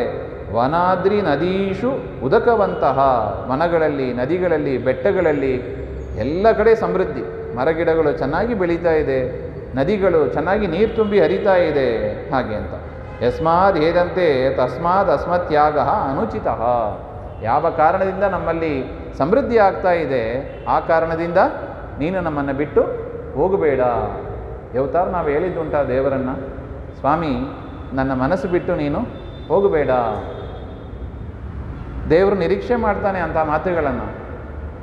ನನ್ನ ಮನಸ್ಸು ಬಿಟ್ಟು ನೀನು ಹೋಗಬೇಡ, ನನ್ನ ಮನಸ್ಸಲ್ಲೇ ಇರು ನೀವು. ನೋಡಿ, ಈ ಕುಂತಿ ಸ್ತೋತ್ರದ ಅಭಿಪ್ರಾಯನೇ ಅದು. ಏನು, ನಾವು ಹಸ್ತಿನಾವತಿಯಲ್ಲಿ ಕೃಷ್ಣ ಹೋಗಬಾರ್ದು ಅಂತ ಚಿಂತನೆ ಮಾಡ್ತಾ ಇರ್ತೀವಿ, ಇಲ್ಲವಂತೆ. ಕುಂತಿಯ ಪ್ರಾರ್ಥನೆ ಏನು? ಸಮೃದ್ಧಿ ಆದದ್ದು ಎಲ್ಲಿ? ಇಲ್ಲಿ. ದೇವರ ಜ್ಞಾನದ ಸಮೃದ್ಧಿ, ದೇವರ ಭಕ್ತಿಯ ಸಮೃದ್ಧಿ, ವಿಷಯ ವೈರಾಗ್ಯದ ಸಮೃದ್ಧಿ. ಅದರಿಂದ ಸ್ವಾಮಿ ನೀನು ನಮ್ಮ ಮನಸ್ಸನ್ನು ಬಿಟ್ಟು ಹೋಗಬೇಡ. ಮನಸ್ಸು ಬಿಟ್ಟು ಹೋಗ್ಬಿಟ್ರೆ ಮತ್ತೆ ಹಾಳಾಗ್ತೀವಿ ನಾವು. ಅದರಿಂದ ದಾಸರು ಹೇಳ್ತಾರೆ ನೋಡಿ, ನೆರೆ ನಂಬಿದೆ ಮತ್ ಹೃದಯ ಮಂಟಪದೋಳು ಪರಿಶೋಭಿಸ್ತಾ ಇರು ಪಾಂಡುರಂಗ. ಅಂದರೆ ಏನರ್ಥ? ಬಿಟ್ಟು ಹೋಗಬೇಡ. ನೋಡಿ, ದಾಸರ ಪದ ಎಷ್ಟು ಚೆನ್ನಾಗಿದೆ ನೋಡಿ. ಇದನ್ನೇ ಅವರು ಪಾಠವಾಗಿ ತೆಗೆದುಕೊಂಡಿದ್ದಾರೆ ಅವರು. ನಮಗೆ ಕುಂತಿದೇವಿ ಕಲಿಸುವ ಪಾಠ ಇದು. ಅತ ವಿಶ್ವೇಶ ವಿಶ್ವಾತ್ಮನ್ ವಿಶ್ವಮೂರ್ತೆ ಸ್ವಕೇಶು ಮೇ ಸ್ನೇಹಪಾಶಮಿಮಂ ಛಿಂದಿ ಧ್ರುವಂ ಪಾಂಡುಷು ವೃಷ್ಣಿಷು. ಕೃಷ್ಣ ಕೇಳ್ತಾನಂತೆ, ಅಮ್ಮ ಕುಂತಿ, ನಾನು ಯಾಕೆ ಬೇಕು ನಿನಗೆ? ನಿನ್ನ ಹೃದಯದಲ್ಲಿ ಯಾರಿದ್ದಾರೆ? ಪಾಂಡವರು ತುಂಬಿ ಇದ್ದಾರೆ, ಯಾದವರು ತುಂಬಿ ಇದ್ದಾರೆ. ಅವರ ತಂದೆಯ ಮನೆ ಅಂದರೆ ಕುಂತಿದೇವಿಯ ತವರು ಮನೆ ಯಾವುದು? ಯಾದವರು. ಶೂರರಾಜನ ಮಗಳು ಇವರು. ಮತ್ತು ಪಾಂಡು ಇವರು ಗಂಡನ ಮನೆಯವರು, ಪಾಂಡವರು ಅವರೆಲ್ಲ. ಈ ರೀತಿಯಾಗಿ ಅವರೆಲ್ಲ ಇದ್ದಾರೆ. ನಮಗದು ತಾನೆ, ಹೆಣ್ಣುಮಕ್ಕಳಿಗೆ ಸಾಮಾನ್ಯವಾಗಿ ಈ ಎರಡು ಮನೆಯಲ್ಲೇ ಮನಸ್ಫೂರ್ತಿ ಅವರಿಗೆ ಅದೇ ಇರ್ತದೆ. ಒಂದು ಈ ಮನೆ ಅಥವಾ ಆ ಮನೆ ಸಾಕಲ್ಲ ನಿನಗೆ, ಮಧ್ಯೆ ನಾನು ಯಾಕೆ ಮೂರನೇವನಾಗಿ ಆ ಹೃದಯ ಮಂಟಪದಲ್ಲಿ ಹಾಗೆ ಅಂತ ಒಂದು ಪ್ರಶ್ನೆ ಬಂದರೆ ಅದಕ್ಕೆ ಹೇಳ್ತಾ ಇದ್ದಾರೆ, ಇವರು ಯಾರೂ ಕೂಡ ನಮಗೇನಾಗೋದಿಲ್ಲ, ಶ್ರೇಯಸ್ಸಿಗೆ ಸಾಧನ ಆಗೋದಿಲ್ಲ. ಶ್ರೇಯಸ್ಸಿಗೆ ಸಾಧನ ಯಾರು? ನೀನೇ. ಅದರಿಂದ ಪರಮಾತ್ಮ ನೀ ಏನು ಮಾಡಬೇಕು? ನೀನು ಫಸ್ಟು ಒಳಗೆ ಎಂಟ್ರ್ ಆಗು. ನೀನು ಫಸ್ಟ್ ಎಂಟ್ರ್ ಆದರೆ ಏನಾಗ್ತದೆ? ಈ ಫಸ್ಟ್ ಮಾಡಬೇಕಾದೇನು? ನನ್ನಲ್ಲಿ ಪ್ರವಿಷ್ಟನಾಗಿ ಈ ಪಾಂಡವರ ಮೇಲೆ, ಈ ವೃಷ್ಣಿ, ಈ ಯಾದವರ ಮೇಲೆ ಇರತಕ್ಕ ಆ ಸ್ನೇಹ ಪಾಶವನ್ನು ನೀನು ತುಂಡು ಮಾಡು. ಹೇಗಿದೆ ನೋಡಿ ಪ್ರಾರ್ಥನೆ. ಯಾರು ಕೇಳಾರ? ನನಗೆ ನಾವಿವತ್ತಾರು ಕೇಳಿದ್ದುಂಟ ನೋಡಿ, ಸ್ವಾಮಿ ನಮಗೆ ನಮ್ಮ ಮಕ್ಕಳಲ್ಲಿ ಇರುವ ಸ್ನೇಹ ಪಾಶವನ್ನು ತುಂಡು ಮಾಡು. ಅಲ್ಲ ರೀ, ಅವ್ರನ್ನ ಬೈದು ಬಿಟ್ಟು ಅವ್ರನ್ನ ಚಿಂದಿ ಮಾಡಿಬಿಟ್ಟು ನಾವೆಲ್ಲಿ ಹೋಗೋದು? ವಯಸ್ಸಾದ ಕಾಲದಲ್ಲಿ ನಮಗೆ ಆಶ್ರಯ ಕೊಡುವವರೇ ಅವರು. ಹಾಗೆಂದರೆ ಏನರ್ಥ ಇದಕ್ಕೆ? ಎಲ್ಲಿ ತನಕ ನಾವು ಮಕ್ಕಳು ನೋಡ್ಕೋತಾರೆ, ಬಂಧು ಬಾಂಧವರು ನೋಡ್ಕೋತಾರೆ, ತವರು ಮನೆಯವರು ನೋಡ್ಕೋತಾರೆ ಹಾಗೆ ಎಂಬ ಅದಲ್ಲೇ ಮುಳುಗಿರ್ತೀವಿ. ದೇವರು ಹೇಳ್ತಾನೆ, ಏನು ಹೇಳ್ತಾನೆ? ಸಾಕು, ಅವ್ರನ್ನ ಇಟ್ಟುಕೋ, ನಿನಗೆ ಕೊಟ್ಟಿದ್ದೀನಿ, ನಾನು ಯಾತಕ್ಕೆ, ನಾನು ಬರೋದಿಲ್ಲ ಅಂತ. ದ್ವಾರಕೆಗೆ ಹೋಗ್ತೀನಿ, ಹಾಗೆ ಉಡುಪಿಗೆ ಹೋಗ್ತೀನಿ. ಕೃಷ್ಣ ಯಾಕೆ ಉಡುಪಿಯಲ್ಲೇ ಇದ್ದಾನೆ? ಗ್ರಾಹಕರೇ ಇಲ್ಲ. ಯಾರ ಹತ್ರ ಬರಬೇಕು ಕೃಷ್ಣ? ನಾವು ಉಂಟು, ನಮ್ಮ ಕೆಲಸ ಉಂಟು, ದುಡ್ಡು ಸಂಪಾದನೆ ಉಂಟು, ಕಾಲೇಜ್ ಉಂಟು, ತವರು ಮನೆ ಆಯಿತು, ಅಡಿಗೆ ಆಯಿತು, ಊಟ ಆಯಿತು, ಇಷ್ಟೇ ನಮ್ಮದು ಜೀವನ. ನಮ್ಮದು ದಿನಚರಿಯಲ್ಲಿ ದೇವರಿಗೆ ಅವಕಾಶನೇ ಇಲ್ಲ. ದೇವರಿಗಾಗಿ ಸಮಯ ಶ್ರವಣಾದಿಗಳಿಗೆ ಅವಕಾಶನೇ ಇಲ್ಲ. ಅದರಿಂದ ಏನು ಮಾಡಿದ? ಉಡುಪಿಯಲ್ಲೇ ನೆಲೆಸಿದ್ದಾನೆ. ದೇವರು ಎಲ್ಲಿಗೆ ಬರಬೇಕು? ದೇವರು ಹೇಳ್ತಾನೆ, ನಾನು ತಯಾರಿದ್ದೀನಿ. ಏನಂತ ನೋಡಿ, ಆಚಾರ್ಯರಿಗಾಗಿ ನಾನು ದ್ವಾರಕೆಯಿಂದ ಉಡುಪಿಗೆ ಬಂದೆ. ನೀವು ಕೂಡ ಸರ್ವಮೂಲ ಗ್ರಂಥಗಳನ್ನು ಓದ್ರಿ. ಆಚಾರ್ಯರು ಬರ್ತಾರೆ, ನಿಮ್ಮ ಹೃದಯದಲ್ಲಿ ಮಧ್ವಾಚಾರ್ಯರು ಬರ್ತಾರೆ. ಅವ್ರು ಬಂದಾಗ ನಾನು ಎಲ್ಲಿ ಬರ್ತೀನಿ? ನಿಮ್ಮ ಹೃದಯಕ್ಕೆ ನಾನು ಬರ್ತೀನಿ. ನನಗೆ ಆಚಾರ್ಯರು ಎಲ್ಲಿರ್ತಾರೋ ಅಲ್ಲಿ ನಾನು ಇರ್ತೀನಿ. ಇದಂತೂ ಖಾತ್ರಿ. ನೋಡಿ, ರಾಮ ಎಲ್ಲಿಗೆ ಬಂದ? ಹನುಮಂತ ದೇವರಿದ್ದ ಕಡೆಗೆ ಬಂದ. ಯಾರ ಹತ್ರ ಹೋಗಲಿಲ್ಲ? ಸುಗ್ರೀವನ ಕಡೆ, ವಾಲಿ ಕಡೆ ಹೋಗಲಿಲ್ಲ. ನೋಡಿ ಯಾಕೆ? ಹನುಮಂತ ದೇವರ ಮುಖ ನೋಡಿ, ದೇಹೇಪಿ ಯತ್ರ ಪವನಃ ತತ್ರ ಹರಿ. ಶರೀರದಲ್ಲೂ ಅಷ್ಟೆ, ಎಲ್ಲಿ ತನಕ ಪ್ರಾಣದೇವರು ಇರ್ತಾರೆ ಅಲ್ಲಿ ತನಕ ದೇವರು ಇರ್ತಾನೆ. ಪ್ರಾಣದೇವರು ಹೊರಟರು, ದೇವರು ಹೇಳ್ತಾನೆ ಟಾಟಾ ಬೈ ಬೈ. ಅಷ್ಟು. ಒಂದು ಭುಜದಲ್ಲಿ ಜೀವ, ಒಂದು ಭುಜದಲ್ಲಿ ದೇವರು, ಹೊರಟೇ ಬಿಡ್ತಾರೆ ಪ್ರಾಣದೇವರು. ಆದ್ದರಿಂದ ದೇವರು ನಮ್ಮ ಹೃದಯ ಮಂಟಪಕ್ಕೆ ಬರಬೇಕು. ಏನು ಮಾಡಬೇಕು? ದೇವರು ತಯಾರಿದ್ದಾನೆ, ಮತ್ತು ದೇವರನ್ನೇ ಆಕ್ಷೇಪ ಮಾಡೋದು. ಹೌದ್ರಿ, ದೇವರೇ ಬರಬೇಕು, ದೇವರೇ ಮಾಡಿಸ್ಬೇಕು, ದೇವ್ರ ಮೇಲೆ ಭಾರ ಹಾಕ್ಬಿಡೋದಿಲ್ಲ. ಏನು ಮಾಡಬೇಕು? ಸರ್ವಮೂಲ ಚಿಂತನೆಯನ್ನು ನಿರಂತರ ಮಾಡ್ತಾ ಇರಬೇಕು. ಮಾಡ್ತಾ ಇದ್ದರೆ ಆಗ ಯಾರು ಬರ್ತಾರೆ? ಮೊದಲು ಪ್ರಾಣದೇವರು ಬರ್ತಾರೆ. ಪ್ರಾಣದೇವರ ಶಾಸ್ತ್ರ ಓದಿದರೆ ಮೊದಲು ಬರುವವರು ಯಾರು? ಪ್ರಾಣದೇವರು. ಪ್ರಾಣದೇವರು ಬಂದರೆ ಕೃಷ್ಣ ಬಂದೇ ಬರ್ತಾನೆ. ಅದರಿಂದ ಕೃಷ್ಣ ಬರಬೇಕು ಅಂತ ಅನಿಸಿದರೆ, ನಿಜವಾಗಲೂ ಅನಿಸಿದರೆ, ಯಾರು ತಯಾರಿದ್ದಾರೆ? ಕೃಷ್ಣ ತಯಾರಿದ್ದಾನೆ. ಯಾರು ತಯಾರಿಲ್ಲ? ನಾವು ತಯಾರಿಲ್ಲ. ಕೃಷ್ಣ ಬರೋಕ್ಕೆ ತಯಾರಿದ್ದಾನೆ. ನಾವು ಕರೆಯೋದಕ್ಕೆ, ಸರ್ವಮೂಲ ಓದೋದಕ್ಕೆ, ಸರ್ವಮೂಲ ಚಿಂತನೆ ಮಾಡೋದಕ್ಕೆ ನಾವು ತಯಾರಿಲ್ಲ. ಯಾಕೆ? ಟೈಮ್ ಇಲ್ಲ. ನೋಡಿ, ಸರಿ, ಯಾರು ಕರೆಕ್ಷನ್ ಮಾಡ್ಕೋಬೇಕು? ದೇವರ ನಾವು? ನಮಗೆಲ್ಲ ದೇವರೇ ಸರಿ ಇಲ್ಲ ರೀ, ಬರೋದೇ ಇಲ್ಲ. ಕರೆದರೆ ದೇವ್ರ ಮೇಲೆ ಹಾಕ್ಬಿಡೋದು. ಹಂಗೆ ಮಾಡಬೇಡಿ ಅಂತಾರೆ. ಅದರಿಂದ ಅಥ ವಿಶ್ವೇಶ ವಿಶ್ವಾತ್ಮನ್ ವಿಶ್ವಮೂರ್ತಿ ಸ್ವಕೇಶು ಮೇ ಸ್ನೇಹಪಾಶಮಿಮಂ ಚಿಂದಿ ಧ್ರುವಂ ಪಾಂಡುಷು ವಿಷ್ಣುಷು. ಅದರಿಂದ ನೀನು ಒಳಗೆ ಬಾ. ನೀನು ಬಂದು ಮೊದಲು ಏನು ಮಾಡಬೇಕು? ಈ ಸ್ನೇಹ ಪಾಶವನ್ನೆಲ್ಲ ಚಿಂದಿ ಮಾಡು. ನನ್ನ ಮೇಲೆ, ಅಂದರೆ ನನ್ನ ಶರೀರದ ಮೇಲೆ, ಹೆಂಡತಿ, ಮಕ್ಕಳು, ಪುತ್ರ, ಬಂಧು ಬಾಂಧವರು, ಮನೆ, ಮಠ, ಬಾಗಿಲು ಅಂತ ಏನೊಂದು ಅಭಿಮಾನ ಇದೆ, ನಂದು ನಂದು ನಂದು ಅಂತ. ನೋಡಿ, ದೇವರು ಏನು ಬಿಡು ಅಂತ ಹೇಳಲಿಲ್ಲ, ದೇಹ ಬಿಡು ಅಂತ ಹೇಳಲಿಲ್ಲ.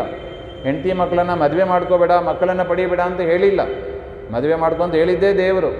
ಸಂತಾನ ಪಡಿಬೇಕು ಅಂತ ಹೇಳಿದ್ದು ದೇವರು. ಮನೆ ಕಟ್ಟಬೇಡ ಅಂತ ಹೇಳಿಲ್ಲ. ಯಾಕೆ? ಗೃಹ ಪ್ರವೇಶ ಪದ್ಧತಿ ಆಯ್ಕೆ ಕೊಟ್ಟದ್ದು ಯಾರು? ದೇವರೇ. ಅದರಿಂದ ಮನೆ ಕಟ್ಟುಗೋ, ಶರೀರ ಪಡ್ಕೋ, ಮನೆ ಕಟ್ಟುಗೋ, ಹೆಂಡತಿ ಮಕ್ಕಳನ್ನು ಪಡ್ಕೋ, ದುಡ್ಡು ಸಂಪಾದನೆ ಮಾಡ್ಕೋ, ಎಲ್ಲವನ್ನು ಮಾಡ್ಕೋ. ಆದರೆ ಏನು ಪಡ್ಕೋಬೇಡ? ನಂದು ಹಾಗೆ ಎಂಬ ಒಂದು ಮಮತೆಯನ್ನು ನೀನು ಅದರಲ್ಲಿ ಪಡ್ಕೋಬೇಡ. ಯಾಕೆ? ನಮ್ಮನ್ನ ಹಾಳು ಮಾಡೋದೇ ಈ ಮಮತೆ. ಈ ಶರೀರ ಯಾರ್ದು? ದೇವರು ಕೊಟ್ಟ ಶರೀರ. ತನು ನಿನ್ನದು, ಜೀವನ ನಿನ್ನದು, ಅನುದಿನದಲ್ಲಿ ಬಾಹೋ ಸುಖ ದುಃಖ ನಿನ್ನದಯ್ಯ. ಈ ಚಿಂತನೆ ಬರಬೇಕು. ಹೆಂಡತಿ ಮಕ್ಕಳು ಯಾರ್ದು? ಹೆಂಡರು ಮಕ್ಕಳು ನಿನ್ನ ತೊಂಡರೆಂಬರು. ದೇವರ ತೊಂಡು ಸೇವೆ ಮಾಡೋದಕ್ಕಾಗಿ ಅವರು ಬಂದಿದ್ದಾರೆ. ನಮ್ಮ ಸೇವೆಗೆ. ನಮ್ಮದು ಅದೇ ಭ್ರಾಂತಿ. ಹೆಂಡತಿ ಮದುವೆ ಮಾಡ್ಕೊಂಡಿದ್ದು ಯಾತಕ್ಕೆ? ನನ್ನ ಸೇವೆ ಮಾಡೋದಕ್ಕೆ ನಾನು ಮದುವೆ ಮಾಡ್ಕೊಂಡಿರೋದು. ದಡ್ಡ ಅಂತಾರೆ. ಹೆಂಡತಿ ಬಂದಿರೋದು ಯಾತಕ್ಕೆ? ಹೆಂಡರು ಮಕ್ಕಳು ನಿನ್ನ ತೊಂಡರೆಂಬರು. ಪರಮಾತ್ಮನ ಸೇವೆ ಮಾಡೋದಕ್ಕಾಗಿ ಅವರು ಹೆಂಡತಿ ಮಕ್ಕಳೆಲ್ಲ ಬಂದಿರೋದು. ನಮ್ಮದು ಕಲ್ಪನೆ. ನನ್ನನ್ನು ರಕ್ಷಣೆ ಮಾಡೋದಕ್ಕಾಗಿ ಮಗ ಬಂದಿದ್ದಾನೆ, ನನ್ನ ಸೇವೆ ಮಾಡೋದಕ್ಕಾಗಿ ಹೆಂಡತಿ ಬಂದಿದ್ದಾಳೆ. ಏನು ದೊಡ್ಡ ಮೋಡರಾಯನ ನಾವು? ನಮ್ಮ ಸೇವೆಗೆ ಯಾಕೆ? ನಾವು ದೇವರ ಸೇವೆ ಮಾಡೋದಕ್ಕೆ ಕಟಿಬದ್ಧರಾಗಬೇಕು. ನಮಗೆ ಸೇವೆ ಮಾಡುವಷ್ಟು ನಾವೇನು ದೊಡ್ಡಸ್ತಿಗೆ ನಮ್ಮಲ್ಲಿ ಇದೆ? ಹೆಂಡತಿ ಮಕ್ಕಳು ಸೇವೆ ಮಾಡುವಷ್ಟು ದೊಡ್ಡಸ್ತಿಗೆ ನಮ್ಮಲ್ಲಿ ಏನಿದೆ? ಇದೆಯಾ?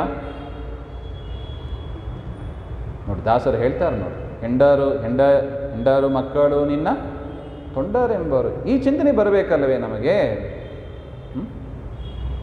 ಅದನ್ನೇ ಹೇಳ್ತಾ ಇದ್ದಾರೆ. ಅದರಿಂದ ಕೃಷ್ಣ ಇವರು ನನ್ನವರು ಎನ್ನುವ ಒಂದು ಆ ಪಾಶ ಅದನ್ನು ಚಿಂದಿ. ಯಾಕೆ? ಪಾಂಡವರು ಯಾರವರು? ನಿನ್ನವರು. ಯಾದವರೆಲ್ಲ ಯಾರು? ದೇವತೆಗಳು. ಅವರು ಕೂಡ ನಿನ್ನವರೇ. ನಿನ್ನವರು ಎನ್ನುವ ಭಾವನೆ ಜೊತೆಗೆ ನೀನು ಬಾ ಒಳಗೆ. ದೇವರು ಒಳಗೆ ಪ್ರವೇಶ ಆಗಬೇಕು. ಹೇಗೆ? ಈ ನನ್ನವರು ಎಂಬ ಭಾವನೆ ತೆಗೆದು ನಿನ್ನವರು ಎಂಬ ಭಾವನೆಯನ್ನು ಸೇರಿಸಿಕೊಂಡು, ಸ್ವಾಮಿ ನೀನು ಒಳಗೆ ಬಾ ಹಾಗೆ ಅಂತ ಈ ರೀತಿಯಾಗಿ ದೇವರನ್ನು ಆಹ್ವಾನ ಮಾಡಬೇಕಂತ. ತ್ವಯಿ ಮೇ ಅನನ್ಯ ವಿಷಯ ಮತಿರ್ ಮಧುಪತೆ ಸಕೃತ್ ರತಿಂ ಉದ್ವಹತಾದ್ಧಾ ಗಂಗೆ ಭೋಗ ಮುದನ್ವತಿ ಏವಂ ವಿಷಯಸ್ನೇಹಛೇದನಾನಂತರಂ ಮಮ ತ್ವಯ್ಯೇವ ಸ್ನೇಹಪ್ರವಾಹ ಅಸ್ತು ಇತಿ ಪ್ರಾರ್ಥನೆ. ಈ ರೀತಿಯಾಗಿ ವಿಷಯದ ಭೋಗವನ್ನೆಲ್ಲ ನೀನು ತೆಗಿಬೇಕು. ಈ ಮಮತೆಯನ್ನು ತೆಗೆದುಬಿಟ್ರೆ ಸಾಕು, ಮನುಷ್ಯ ಅರ್ಧ ಉದ್ಧಾರ ಆಗ್ಬಿಡ್ತಾನೆ. ಮಮತೆ, ನಾನು, ನಂದು, ನಂದಿದು, ನಂದೇಹ, ನಂದು, ನನ್ನವರು, ಇದೇ ಹಾಳು ಮಾಡೋದು. ಇದನ್ನು ವಿಷಯ ಸ್ನೇಹವನ್ನು ತೆಗೆದುಬಿಟ್ರೆ ತ್ವಯ್ಯೇವ ಸ್ನೇಹ ಪ್ರವಾಹ ಅಸ್ತು, ನಿನ್ನಲ್ಲೇ ಸ್ನೇಹ ಪ್ರವಾಹ ಇರಲಿ, ಯಾರಲ್ಲೂ ಕೂಡ ಸ್ನೇಹ ಪ್ರವಾಹ ಇರಬಾರ್ದು. ಅಂದರೆ ಏನರ್ಥ? ಹೆಂಡತಿ ಮಕ್ಕಳನ್ನೆಲ್ಲ ಪ್ರೀತಿ ಮಾಡಬಾರ್ದು ಅಂತ ಕುಂತಿದೇವಿ ಅಭಿಪ್ರಾಯನ ಅಲ್ಲ. ಹೆಂಡತಿ ಮಕ್ಕಳನ್ನು ಪ್ರೀತಿ ಮಾಡಿ. ಯಾಕೆ? ಅವರ ಒಳಗಿರುವ ಪರಮಾತ್ಮನ ಪ್ರೀತಿ ಅದು. ತಂದೆ ತಾಯಿಯರ ಸೇವೆ ಮಾಡಬೇಕು. ಯಾಕೆ? ಅವರ ಒಳಗೆ ಇರುವ ಪರಮಾತ್ಮನ ಪ್ರೀತಿ.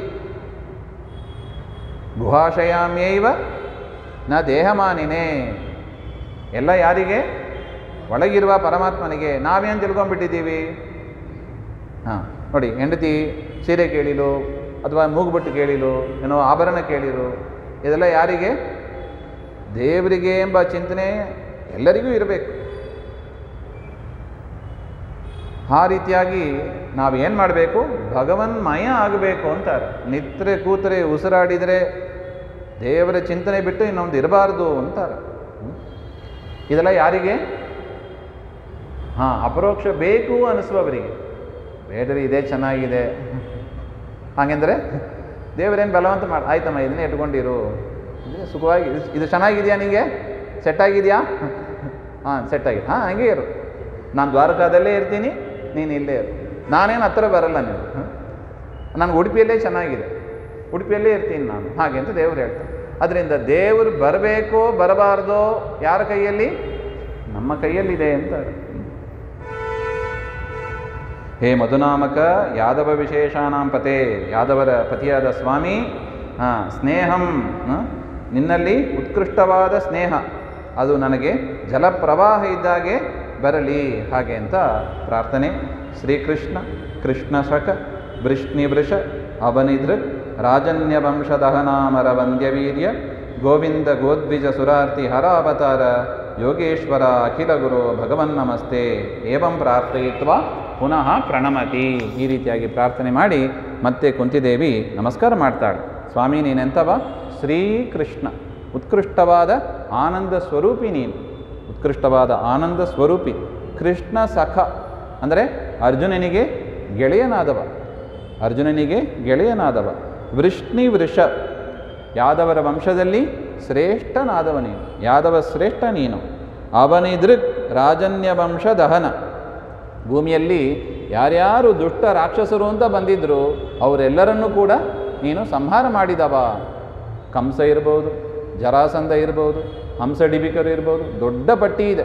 ಕಂಸನ ಭೃತ್ಯ, ಪೂತನ, ಜೀವಿತಹರಹ, ತೃಣೀಕೃತ, ತೃಣಾವರ್ತಃ, ಈ ರೀತಿಯಾಗಿ ದುಷ್ಟ ಜನರ ಲಿಸ್ಟು ದೊಡ್ಡದಿದೆ.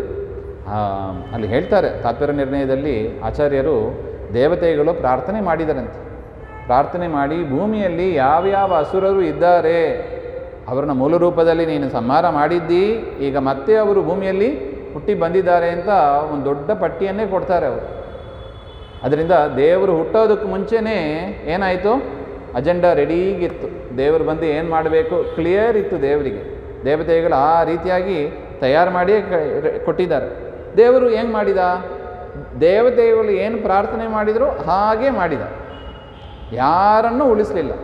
ಆ ಪಟ್ಟಿಯಲ್ಲಿ ಏನೇನು ಕೊಟ್ಟರು ಒಂದೊಂದೇ ಟಿಕ್ ಮಾಡ್ತಾ ಚೆಕ್ ಲಿಸ್ಟ್ ಅಂತ ಹೇಳ್ತಾರೆ ನೋಡಿ, ಸರಿಗ ತಯಾರು ಮಾಡ್ಕೊಂಡು ಬಂದ, ಹಾಗೆ ಅವ್ರ ಕಥೆಯನ್ನೆಲ್ಲ ಮುಗಿಸಿದ. ಇನ್ನು ಯಾರ್ಯಾರು ಸಜ್ಜನರು ಇದ್ದರೂ ಯಾರನ್ನು ಬಿಟ್ಟಿಲ್ಲ, ಎಲ್ಲರನ್ನೂ ಸಂರಕ್ಷಣೆ ಮಾಡಿಯೇ ಮಾಡಿದ್ದಾನೆ, ಈಗಲೂ ಮಾಡ್ತಾ ಇದ್ದಾನೆ.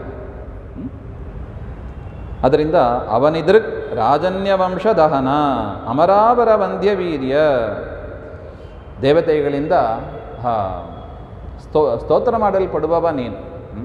ಇಂದ್ರದೇವರು ಸ್ತೋತ್ರ ಮಾಡ್ತಾರೆ, ಬ್ರಹ್ಮರುದ್ರಾದಿಗಳು ಗರ್ಭದಲ್ಲಿರುವಾಗಲೇ ಗರ್ಭಸ್ತುತಿ ಅಂತ ನಾವೇನು ಕೇಳ್ತೀವಿ, ಪರಮಾತ್ಮ ದೇವಕಿಯ ಉದರದಲ್ಲಿರುವಾಗಲೇ ಬ್ರಹ್ಮರುದ್ರಾದಿಗಳು ಬಂದು ಪರಮಾತ್ಮನನ್ನು ಸ್ತೋತ್ರ ಮಾಡಿದ್ದುಂಟು. ಅನೇಕ ಬಾರಿ ಜರಾಸಂಧನನ್ನು ಸಂಹಾರ ಆದಾಗ, ಕಂಸನ ಸಂಹಾರ ಆದಾಗೆಲ್ಲ ದೇವತೆಗಳು ಬಂದು ಪುಷ್ಪವೃಷ್ಟಿಯನ್ನು ಮಾಡಿದರು.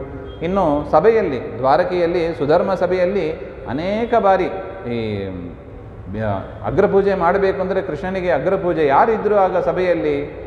ಬ್ರಹ್ಮಾದಿ ಸಕಲ ದೇವತೆಗಳು ಇದ್ದರಂತೆ. ಎಲ್ಲರೂ ಇರುವಾಗಲೂ ಕೂಡ ಅಗ್ರಪೂಜೆ ಯಾರಿಗೆ ಮಾಡಬೇಕು ಅಂತ ಭೀಷ್ಮರು ಹೇಳಿದರು? ಕೃಷ್ಣನಿಗೆ ಮಾಡಬೇಕು ಹಾಗೆ ಅಂತ. ಅದರಿಂದ ಹರಿ ಸರ್ವೋತ್ತಮ ಎನ್ನತಕ್ಕ ವಿಚಾರ ಅದು ಯಾರಿಗೆ ಸಮ್ಮತ?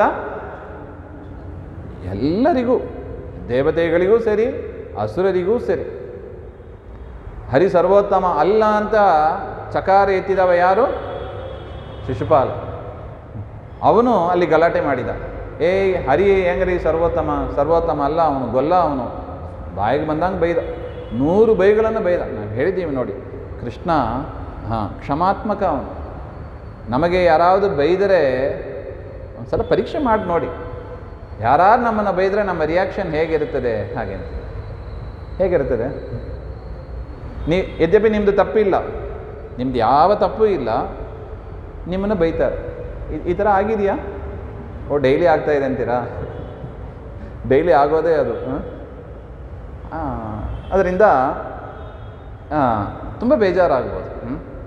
ನಾನು ತಪ್ಪು ಮಾಡಿಲ್ಲ, ಆದರೂ ಕೂಡ ನಾನು ಸುಮ್ಮನೆ ಹೇಳ್ತಾರೆ ಹಾಗೆ ಅಂತ.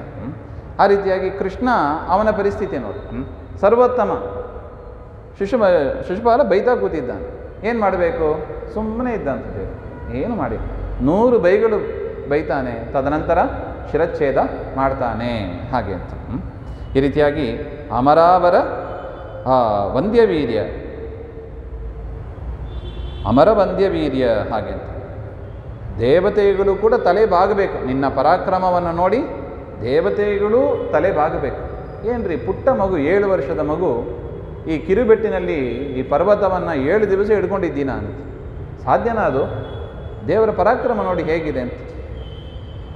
ಒಂದು ತಾಸು ನಮಗೆ ಒಂದು ಪದಾರ್ಥವನ್ನು ಕೈಲಿ ಹಿಡ್ಕೊಂಡು ನಿಂತ್ಕೊಳ್ಳಿಕ್ಕಾಗಲ್ಲ. ಸ್ವಾಮಿಗಳು ಹೇಳ್ತಾರೆ, ಬೆಟ್ಟ ಎಲ್ಲಿಂದ ಎತ್ತೋದು? ಅಡಿಗೆ ಬೆಟ್ಟನೇ ಎತ್ತಿಗೆ ಬರಲ್ಲ ನಮಗೆ ಹಾಗೆ ಅಂತ. ಅಡಿಕೆ ಬೆಟ್ಟ ಎತ್ತುವ ಸಾಮರ್ಥ್ಯ ಇಲ್ಲ ನಮಗೆ, ಬೆಟ್ಟವನ್ನು ಎತ್ತೋದು ಎಲ್ಲಿ ಆಯಿತು ಅಂತ ಹೇಳ್ತಾರೆ. ತಮಾಷೆಗೆ ಹೇಳೋದುಂಟು ಸ್ವಾಮಿಗಳು. ಆ ರೀತಿಯಾಗಿ ಅಮರವಂದ್ಯ ವೀರ್ಯ ಅಂತಾರೆ. ನಿನ್ನ ಪರಾಕ್ರಮವನ್ನು ನೋಡಿ ದೇವತೆಗಳು ಶರಣು ಹೋಗ್ತಾರೆ ನಿನಗೆ ಹಾಗೆ ಅಂತ. ಗೋವಿಂದ, ನೀನು ಸರ್ವವೇದ ಪ್ರತಿಪಾದ್ಯನಾಗಿದ್ದಿ. ಗೋಪಾಲರ ಎಲ್ಲರನ್ನೂ ಕೂಡ ನೀವು ಕಾಯ್ತಾ ಇರ್ವಿ. ಗೋವುಗಳನ್ನು ಅಟ್ಟೆ ಗೋಪಾಲರನ್ನು ಕಾಯ್ತಾ ಇದ್ದಿ. ಅದರಿಂದ ಗೋವಿಂದ. ಗೋದ್ವಿಜ ಸುರಾರ್ತಿ ಹರ ಅವತಾರ ನೋಡಿ ಮುಖ್ಯ. ಗೋ ದ್ವಿಜ, ಗೋವುಗಳಿಗೂ, ದ್ವಿಜ ಅಂದರೆ ಬ್ರಾಹ್ಮಣರಿಗೂ ಬಂದ ದುಃಖಗಳನ್ನೆಲ್ಲ ಪರಿಹಾರ ಮಾಡುವುದಕ್ಕಾಗಿಯೇ ನೀನು ಅವತಾರ ಮಾಡಿದವ ಹಾಗೆ ಅಂತ. ಗೋದ್ವಿಜ, ಭೂಮಾತೆ ಗೋವಿನ ರೂಪದಿಂದಲೇ ಹೋದ್ರಂತೆ ಕೃಷ್ಣನ ಹತ್ರ, ಬ್ರಹ್ಮದೇವರ ಹತ್ರ. ತನಗೆ ಭೂಭಾರ ಆಗಿದೆ ಅಂದರೆ ಪರಮಾತ್ಮನ ಭೂಮಾತೆಯ ಪತಿ ಶ್ರೀಕೃಷ್ಣ ನಾರಾಯಣ ವರಾಹದೇವ. ಈ ರಾಜರೆಲ್ಲ, ದುಷ್ಟ ರಾಜರೆಲ್ಲ ಹುಟ್ಟಿ ಏನು ಮಾಡಿದರು? ಕೃಷ್ಣನನ್ನು ದ್ವೇಷ ಮಾಡಿದರು, ದೇವರನ್ನು ದ್ವೇಷ ಮಾಡಿದರು. ಪತಿವ್ರತ ಸ್ತ್ರೀಯರಿಗೆ ಪತಿಯ ನಿಂದೆ ಬಿಟ್ಟು ಇನ್ನು ಯಾವುದು ದುಃಖ ಥರ ಅಲ್ಲ. ಪತಿಯ ನಿಂದೆ ಕೇಳಿ ಇರೋಕ್ಕಾಗೋದಿಲ್ಲ ಅವರು. ಅದರಿಂದ ಭೂಮಿಗೆ ದುಃಖ ಆಯಿತು. ಯಾಕೆ? ಎಲ್ಲ ಹರಿದ್ವೇಷಿಗಳೇ ಭೂಮಿಯಲ್ಲಿ ಇದ್ದಾರೆ. ಅದರಿಂದ ಭೂಭಾರ ಅಂತ ಹೇಳೋದು. ಭೂಮಿಗೆ ಭಾರ ಅಂದರೆ ಈ ತೂಕದ ಭಾರ ಅಲ್ಲ ಅದು. ಭೂಮಿ ಎಷ್ಟು ಭಾರವನ್ನು ಬೇಕಾದ್ರೂ ತಡಿತಾಳೆ. ಈ ತೂಕ ಅಲ್ಲ ಅದು, ಈ ಭಾರ ಅಲ್ಲ. ಮತ್ತು ಯಾವುದು ಭಾರ ಆಯಿತು? ಹರಿದ್ವೇಷಿಗಳು ಮಾಡುವ ಕೆಲಸ, ಅವರ ಮಾತುಗಳು, ಅದು ಕೇಳಿ ಕೇಳಿ ಅವಳಿಗೆ ಭಾರ ಆಯಿತು ಅಂತ ಹೇಳ್ತಾರೆ. ಅದನ್ನು ಪರಿಹಾರ ಮಾಡುವುದಕ್ಕಾಗಿ ನೀನು ಅವತಾರ ಮಾಡಿದವ. ಇನ್ನು ದ್ವಿಜ ಸುರ ಅರ್ಥಿ. ದ್ವಿಜ ಬ್ರಾಹ್ಮಣರು ಕೂಡ ತುಂಬ ಹೀನಾಯ ಪರಿಸ್ಥಿತಿಯಲ್ಲಿದ್ದು ನಾವು ನೋಡಿದ್ದೀವಿ ಹಿಂದೆನೇ. ಕಂಸ ಗೋಬ್ರಾಹ್ಮಣರಿಗೆ ಎಷ್ಟು ತೊಂದರೆ ಕೊಟ್ಟಿದ್ದಾನೆಂದರೆ ಅದು ಹೇಳಲಿಕ್ಕಾಗೋದಿಲ್ಲ. ಆ ಊರನ್ನೇ ಬಿಟ್ಟು ಹೋಗಿಬಿಟ್ರಂತೆ. ಅನೇಕ ಜನರು ಕಂಸನ ಸುತ್ತಮುತ್ತ ಇದ್ದ ಹಳ್ಳಿಗಳಲ್ಲಿ ಹೋಗಿ ಸೇರಿಕೊಂಡ್ರೆ ಹೊರತು ಅಲ್ಲಿ ಇರಲಿಕ್ಕೆ ಆಗಲಿಲ್ಲ ಅವರಿಂದ. ಮತ್ತು ದೇವತೆಗಳು ಈಗಲೇ ನೋಡಿದ್ದೀವಿ, ಅನೇಕ ರಾಜರು, ದೈತ್ಯರು ರಾಜರ ವೇಷದಲ್ಲಿ ಬಂದಿದ್ದಾರೆ. ಅವ್ರನ್ನೆಲ್ಲ ಸಂಹಾರ ಮಾಡಬೇಕು ಅಂತ ದೇವತೆಗಳು ದೊಡ್ಡ ಪಟ್ಟಿಯನ್ನೇ ಕೊಟ್ಟಿದ್ದಾರೆ. ಗೋ ದ್ವಿಜ ಸುರ ಇವರಿಗೆ ಬಂದ ದುಃಖಗಳನ್ನೆಲ್ಲ ಪರಿಹಾರ ಮಾಡುವುದಕ್ಕಾಗಿ ಸ್ವಾಮಿ ನೀನು ಅವತಾರ ಮಾಡಿದಿ ಹಾಗೆ ಅಂತ. ಯೋಗೇಶ್ವರ ನೀನೆಂಥವ ನೋಡಿ. ಇದು ಒಂದೊಂದು ಪದವು ಭಾರಿ ಅದ್ಭುತ ಇದೆ. ಈ ಯೋಗೇಶ್ವರ ಪದ ಇಟ್ಟುಕೊಂಡೇ ಒಂದು ಉಪನ್ಯಾಸವೇ ಮಾಡ್ಬೋದು, ಅಷ್ಟು ವಿಚಾರ ಇದೆ ಅದರಲ್ಲಿ. ದೇವರು ಯೋಗೇಶ್ವರ. ನಾವು ಕೆಲವು ಯೋಗ ಅಂದರೆ ಉಪಾಯ ಅಂತ ಅರ್ಥ. ಆ ಅರ್ಜುನನ್ನ ರಕ್ಷಣೆ ಮಾಡುವುದಕ್ಕಾಗಿ ದೇವರು ಏನೇನು ಉಪಾಯಗಳನ್ನೆಲ್ಲ ಬಳಸಿದ ಹಾಗೆ ಅಂತ ಸ್ವಲ್ಪ ನೋಡಿದ್ದೀವಿ ಹಿಂದೆ. ದೇವರು ಏನಾಗಿದ್ದಾನೆ? ಯೋಗೇಶ್ವರ. ಎಲ್ಲ ಉಪಾಯವೂ ಕೂಡ ದೇವರಿಗೆ ಬಲ್ಲ. ಸರ್ವಜ್ಞ, ಸರ್ವ ಸಮರ್ಥ. ಬರೀ ಜ್ಞಾನ ಇದ್ದರೆ ಮಾತ್ರ ಸಾಲದು, ಕೆಲಸ ಮಾಡುವ ಸಾಮರ್ಥ್ಯವೂ ಇರಬೇಕು. ಅಡಿಗೆ ಮಾಡುವ ಜ್ಞಾನ ಇರುತ್ತದೆ, ಅಡಿಗೆ ಮಾಡಲಿಕ್ಕೆ ಸೋಂಬೇರಿತನವೂ ಇರ್ತದೆ ಕೆಲವರಿಗೆ. ಅಡಿಗೆ ಮಾಡುವ ಜ್ಞಾನ ಇರುತ್ತದೆ, ಜ್ಞಾನ ಇದ್ದು ಕೂಡಲೇ ಕೆಲಸದಲ್ಲಿ ಪ್ರವೃತ್ತರಾಗ್ತಾರೆ ಅಂತ ಇಲ್ಲ. ನಮ್ಮ ದೇವರು ಹಾಗಿಲ್ಲ. ಸರ್ವಜ್ಞ, ಸರ್ವಕರ್ಮ ಪ್ರವರ್ತಕ ಅಂತ ಹೇಳ್ತಾ ಇದ್ದಾರೆ. ಗೋದ್ವಿಜ ಸುರಾರ್ತಿ ಹರಾವತಾರ ಯೋಗೇಶ್ವರ ಅಖಿಲ ಗುರು. ದೇವರು ಏನಾಗಿದ್ದಾನೆ? ಎಲ್ಲರಿಗೂ ಗುರುವಾಗಿದ್ದಾನೆ. ಆ ಗಜೇಂದ್ರನ ಶಬ್ದ ಇದು. ನಾರಾಯಣ ಅಖಿಲ ಗುರು ಭಗವನ್ ನಮಸ್ತೆ. ಅಖಿಲ ಗುರು ಅಂದರೆ ಬ್ರಹ್ಮಾದಿ ಸಕಲ ದೇವತೆಗಳಿಗೂ ಕೂಡ ನೀನು ಗುರುಸ್ಥಾನದಲ್ಲಿ ಇದ್ದಿ ಹಾಗೆ ಅಂತ ಅರ್ಥ. ಗುರುವಾಗಿದ್ದು ಅಂತ ಭಗವನ್ ಷಡ್ಗುಣೈಶ್ವರ್ಯ ಸಂಪನ್ನನಾದ ಪರಮಾತ್ಮ ನಿನಗೆ ನಮಸ್ಕಾರ ಅಂತ ಮತ್ತೆ ನಮಸ್ಕಾರ ಮಾಡ್ತಾನೆ. ಹಿಂದೆ ನೋಡಿದ್ದೀವಿ, ನಮಗೆ ಏನಿಲ್ಲ? ಭಕ್ತಿ ಯೋಗ ಇಲ್ಲ. ಹನುಮಂತನಂತೆ ಭಕ್ತಿ ಮಾಡಲಿಕ್ಕೆ ಸಾಮರ್ಥ್ಯ ಇದೆಯಾ? ನಮಗೆ ಇಲ್ಲ. ನಮಗೆ ದೇವರು ಕೊಟ್ಟ ಉಪಾಯ ಏನು? ಸ್ತೋತ್ರ ನಮಸ್ಕಾರ, ಸ್ತೋತ್ರ ನಮಸ್ಕಾರ. ಮತ್ತೆ ಮತ್ತೆ ದೇವರ ಸ್ತೋತ್ರ ಅಂದರೆ ಅರ್ಥಪೂರ್ವಕ ತಿಳ್ಕೋಬೇಕು. ಸ್ತೋತ್ರ ಹೇಳ್ತೀವಿ ಅಂತ ಹೇಳಿ ಆ ಪದದ ಅರ್ಥನೇ ಗೊತ್ತಿಲ್ಲದೆ ಹೋದರೆ ಮನಸ್ಸಿನಲ್ಲಿ ಭಕ್ತಿ ಮೂಡೋದಿಲ್ಲ. ಅದಕ್ಕೆ ದಾಸರ ಪದ ತುಂಬ ಶ್ರೇಷ್ಠವಾದ ಉಪಾಯ ಅದು. ನೋಡಿ, ಅದು ಒಂದು ಉಪಾಯ. ದೇವರು ಅದನ್ನು ಕೊಟ್ಟಿದ್ದಾನೆ ನೋಡಿ ನಮಗೆ. ಯೋಗೇಶ್ವರ ನಮ್ಮ ಸ್ವಾಮಿ ಅಖಿಲ ಗುರು ಏನು ಮಾಡಿದ? ದಾಸರ ಪದಗಳನ್ನು ಕನ್ನಡದಲ್ಲೇ ಕೊಟ್ಟಿದ್ದಾನೆ. ಅದರಿಂದ ದಾಸರ ಪದಗಳು ಇರ್ಬೋದು, ಸುಲಾದಿಗಳು ಇರ್ಬೋದು, ಅದರ ಅರ್ಥ ಚಿಂತನೆ ಮಾಡಿ ಆ ಒಂದು ಆಗ ನಮಗೆ ಭಕ್ತಿ ಭಾವನೆ ಬೆಳೀತದೆ ಹಾಗೆ ಅಂತ. ಮತ್ತೆ ನಮಸ್ಕಾರ ಯಥಾಶಕ್ತಿಯಾಗಿ ಸ್ತೋತ್ರಗಳನ್ನು ಹೇಳ್ತಾ ಮನೆಯಲ್ಲಿ ಇರ್ಬೋದು ಅಥವಾ ಮಠಗಳಲ್ಲಿ ಇರ್ಬೋದು, ಏನು ಮಾಡಬೇಕು? ದೇವರ ಸುತ್ತ, ಗುರುಗಳ ಸುತ್ತ ಬಂದು ನಮಸ್ಕಾರ ಮಾಡಬೇಕು. ಪ್ರದಕ್ಷಿಣೆ ನಮಸ್ಕಾರ. ಇದು ದೊಡ್ಡ ಸಾಧನೆ, ಇದು ದೊಡ್ಡ ಸಾಧನೆ. ಇದು ಹರಿಕತೆ ಕೇಳಬೇಕು, ಕೇಳಿದ್ದನ್ನು ಚಿಂತನೆ ಮಾಡ್ತಾ ದೇವರಿಗೆ ಪ್ರದಕ್ಷಿಣೆ ನಮಸ್ಕಾರ ಆಗಬೇಕು. ಈಗ ನೋಡಿ, ಆಯಿತು, ಕೆಳಗೆ ಹೋದ ಮೇಲೆ ಏನು ಮಾಡಬೇಕು? ಕೆಲವರು ಪ್ರದಕ್ಷಿಣೆ ನಮಸ್ಕಾರ ಮಾಡಿ ಮೇಲಕ್ಕೆ ಬರೋದುಂಟು, ಇನ್ನು ಕೆಲವರು ಕೇಳಿದ ಮೇಲೆ ಪ್ರದಕ್ಷಿಣೆ ನಮಸ್ಕಾರ ಮಾಡೋದು ಉಂಟು. ಏನು ಮಾಡಬೇಕು? ಸ್ವಾಮಿ, ಇವತ್ತು ನೀನು ಇದನ್ನು ಹೇಳಿದೀ ಅಂತ ಆ ಪ್ರವಚನದಲ್ಲಿ ಏನು, ಭಾಗವತದಲ್ಲಿ ಏನು ವೇದವ್ಯಾಸರು ನಮಗೆ ಸಂದೇಶ ಕೊಟ್ಟಿದ್ದಾರೆ ಅದನ್ನು ಕೇಳ್ತಾ ಕೇಳ್ತಾ ಮೆಲುಕಾಗ್ತಾ ಪ್ರದಕ್ಷಿಣೆ ನಮಸ್ಕಾರ ಬರಬೇಕು ಅಂತ ಹೇಳ್ತಾರೆ. ಅದು ದೇವರಿಗೆ ತುಂಬ ಇಷ್ಟ ಅಂತ ಇದು. ಭಗವನ್ ನಮಸ್ತೆ ಅಂತ ಭಗವಂತನನ್ನು ಸ್ತೋತ್ರ ಮಾಡಿದ್ದಾರೆ. ಇಲ್ಲಿಗೆ ಕುಂತಿಯ ಸ್ತುತಿ ಮುಗೀತು. ತದನಂತರ ಸೂತಾಚಾರ್ಯರು ಹೇಳ್ತಾರೆ, ಇದನ್ನು ಕೇಳಿ ಪರಮಾತ್ಮ ಏನು ಮಾಡಿದ? ಕುಂತಿ ಸ್ತುತಿಯನ್ನು ಕೇಳಿ ಹಾಗೆ ಅಂದರೆ, ಪೃಥಯಾಯಿತ್ತಂ ಖಲಪದೈಹಿ ಪರಿಗೀತ ಅಖಿಲೋದಯ ಮಂದಂ ಜಹಾಸ ವೈಕುಂಠ ಮೋಹಯನ್ ಯೋಗಮಾಯಯ ಅಂತ ಹೇಳ್ತಾರೆ. ಮಧುರವಾದ ಪದಗಳಿಂದ, ವಾಕ್ಯಗಳಿಂದ ಅದ್ಭುತವಾದ ಸ್ತೋತ್ರ. ಒಂದೊಂದು ಪದವೂ ಕೂಡ ಅದ್ಭುತ ಇದೆ ಈ ಕುಂತಿ ಸ್ತೋತ್ರದಲ್ಲಿ. ಫಲಿಮಾರ ಶ್ರೀಗಳು ಉಡುಪಿಯ ಪರ್ಯಾಯದಲ್ಲಿ ಈ ಶ್ಲೋಕವನ್ನೇ ತೆಗೆದುಕೊಂಡಿದ್ದರು. ಕುಂತಿ ಸ್ತೋತ್ರವನ್ನೇ ತೆಗೆದು ಸುಮಾರು 2 ವರ್ಷ ವ್ಯಾಖ್ಯಾನ ಮಾಡಿದ್ದಾರೆ. ಸುಮಾರು 2 ವರ್ಷ ವ್ಯಾಖ್ಯಾನ ಆಯಿತು. ಅಷ್ಟು ಶ್ಲೋಕಾರ್ಧಂ ಶ್ಲೋಕಪಾದಂ ವಾ ನಿತ್ಯಂ ಭಾಗವತೋದ್ಭವಂ ಅಂತ ಹೇಳ್ತಾರೆ. ಅರ್ಧ ಶ್ಲೋಕ ಸಾಕೆಂತ, ಭಾಗವತದ ಅರ್ಧ ಶ್ಲೋಕ ಇಡೀ ಜೀವನ ಪೂರ್ತಿ ಅದನ್ನ ಇಟ್ಕೊಂಡು ವ್ಯಾಖ್ಯಾನ ಮಾಡ್ತಾ ಇರ್ಬೋದಂತ. ಅಷ್ಟು ಅದ್ಭುತ ಇದೆ. ಒಂದೊಂದು ಶಬ್ದಗಳು ವೇದವ್ಯಾಸರು ಭಾಗವತವನ್ನು ಹೇಗೆ ರಚನೆ ಮಾಡಿದರಂತೆ, 3 ಬಾರಿ ವೇದಗಳನ್ನು ಪರ್ಯಾಲೋಚನೆ ಮಾಡಿ, 3 ಬಾರಿ ವೇದಗಳ ಪರ್ಯಾಲೋಚನೆ ಮಾಡಿ ಅದರ ಸಾರವನ್ನು ತೆಗೆದು ಭಾಗವತವನ್ನು ರಚನೆ ಮಾಡಿದರು ಅಂತ ಇದೆ. ವೇದದ ಸಾರ ಇದು. ಅದರಿಂದ ಒಂದೊಂದೂ ಪದವು ಅತೀ ಗಂಭೀರವಾದದ್ದು, ತುಂಬ ಅರ್ಥ ಒಳಗೊಂಡಿರುವ ಸ್ತೋತ್ರ ಇದು. ಅಂಥ ಮಾತುಗಳನ್ನು ಕೇಳಿ ಪರಿಗೀತಾಖಿಲ ಉದಯ, ದೇವರ ಮಹಿಮೆ, ಅದ್ಭುತವಾದ ಮಹಿಮೆ ಅದು. ಪರಮಾತ್ಮ ಇದನ್ನೆಲ್ಲ ಕೇಳಿ ಮಂದಂ ಜಹಾಸ, ಮೆತ್ತಗೆ ಮುಗುಳು ನಗೆ, ಮಂದಹಾಸವನ್ನು ಬೀರಿದಂತೆ ದೇವರು. ಬೀರಿ ಮೋಹಯನ್ ಯೋಗಮಾಯೆಯ, ಮತ್ತೆ ಅವಳನ್ನು ಯೋಗಮಾಯೆಯಲ್ಲೇ ತನ್ನ ಸ್ವರೂಪ ಶಕ್ತಿಯಿಂದ ಮತ್ತೆ ಯೋಗಮಾಯೆಯಲ್ಲಿ ಇರುವಂತೆ ಮಾಡಿದ. ತಾಂ ಭಾಡಂ ಇದು ಉಪಾಮಂತ್ರ್ಯ, ತಥಾಸ್ತು ಹಾಗೇ ಆಗಲಿ ನೀನು ಕೇಳಿದಾಗೆ ಆಗಲಿ ಅಂತ ದೇವರು ಅನುಗ್ರಹ ಮಾಡಿದ. ಅಂದರೆ ಏನು ಕೇಳಿದರು ಅವರು? ಪಾಂಡವರಲ್ಲಿ, ವೃಷ್ಣಿಗಳಲ್ಲಿ, ಯಾದವರಲ್ಲಿ ಇರತಕ್ಕ ಸ್ನೇಹವನ್ನು ತೆಗೆದುಬಿಟ್ಟು ನಿನ್ನಲ್ಲೇ ಆ ಸ್ನೇಹ ಪ್ರವಾಹ ಇರುವಂತೆ ಅನುಗ್ರಹ ಮಾಡು ಅಂತ ಕೇಳಿದರು. ನಮ್ಮದು ಪ್ರಾರ್ಥನೆಯೂ ಅಷ್ಟೇ, ನಮ್ಮೆಲ್ಲರ ಪ್ರಾರ್ಥನೆ, ಹೇಳಿದವರು ಕೇಳಿದವರು ಅದೇ ಪ್ರಾರ್ಥನೆ. ವಿಷಯದ ಭೋಗವನ್ನು ಚಿಂದಿ ಮಾಡಿ ಪರಮಾತ್ಮ, ಆ ಪರಮಾತ್ಮನ ಆ ಸರ್ವಮೂಲ ಗ್ರಂಥದ ಚಿಂತನೆ, ಸರ್ವಮೂಲಗಳ ಪಾಠಗಳ ಆಯೋಜನೆ, ಉಪನ್ಯಾಸಗಳು ನಿರಂತರ ನಡೆದು ಪರಮಾತ್ಮ ನಮ್ಮ ನಿಮ್ಮ ಹೃದಯ ಕಮಲದಲ್ಲಿ ಪ್ರವೇಶ ಆಗಲಿ ಅಂತ ಪ್ರಾರ್ಥನೆ ಮಾಡುತ್ತಾ ಈ ಒಂದು ಪ್ರವಚನ ಹರಿವಾಯು ಗುರುಗಳ ಅನುಗ್ರಹದಿಂದ ನಡೆದಿದೆ. ಭಾಗವತ ಹೇಳುವ ಯೋಗ್ಯತೆ ನಂದಲ್ಲ, ಅದು ನಮ್ಮ ಗುರುಗಳದ್ದು. ಗುರುಗಳು ಏನು ಹೇಳಿದ್ದಾರೋ ಅದು. ಶುಭಾನ್ ಧ್ಯಾಯಂತಿ ಏಕಾಮಾನ್ ಗುರುದೇವ ಪ್ರಸಾದಜಾನ್.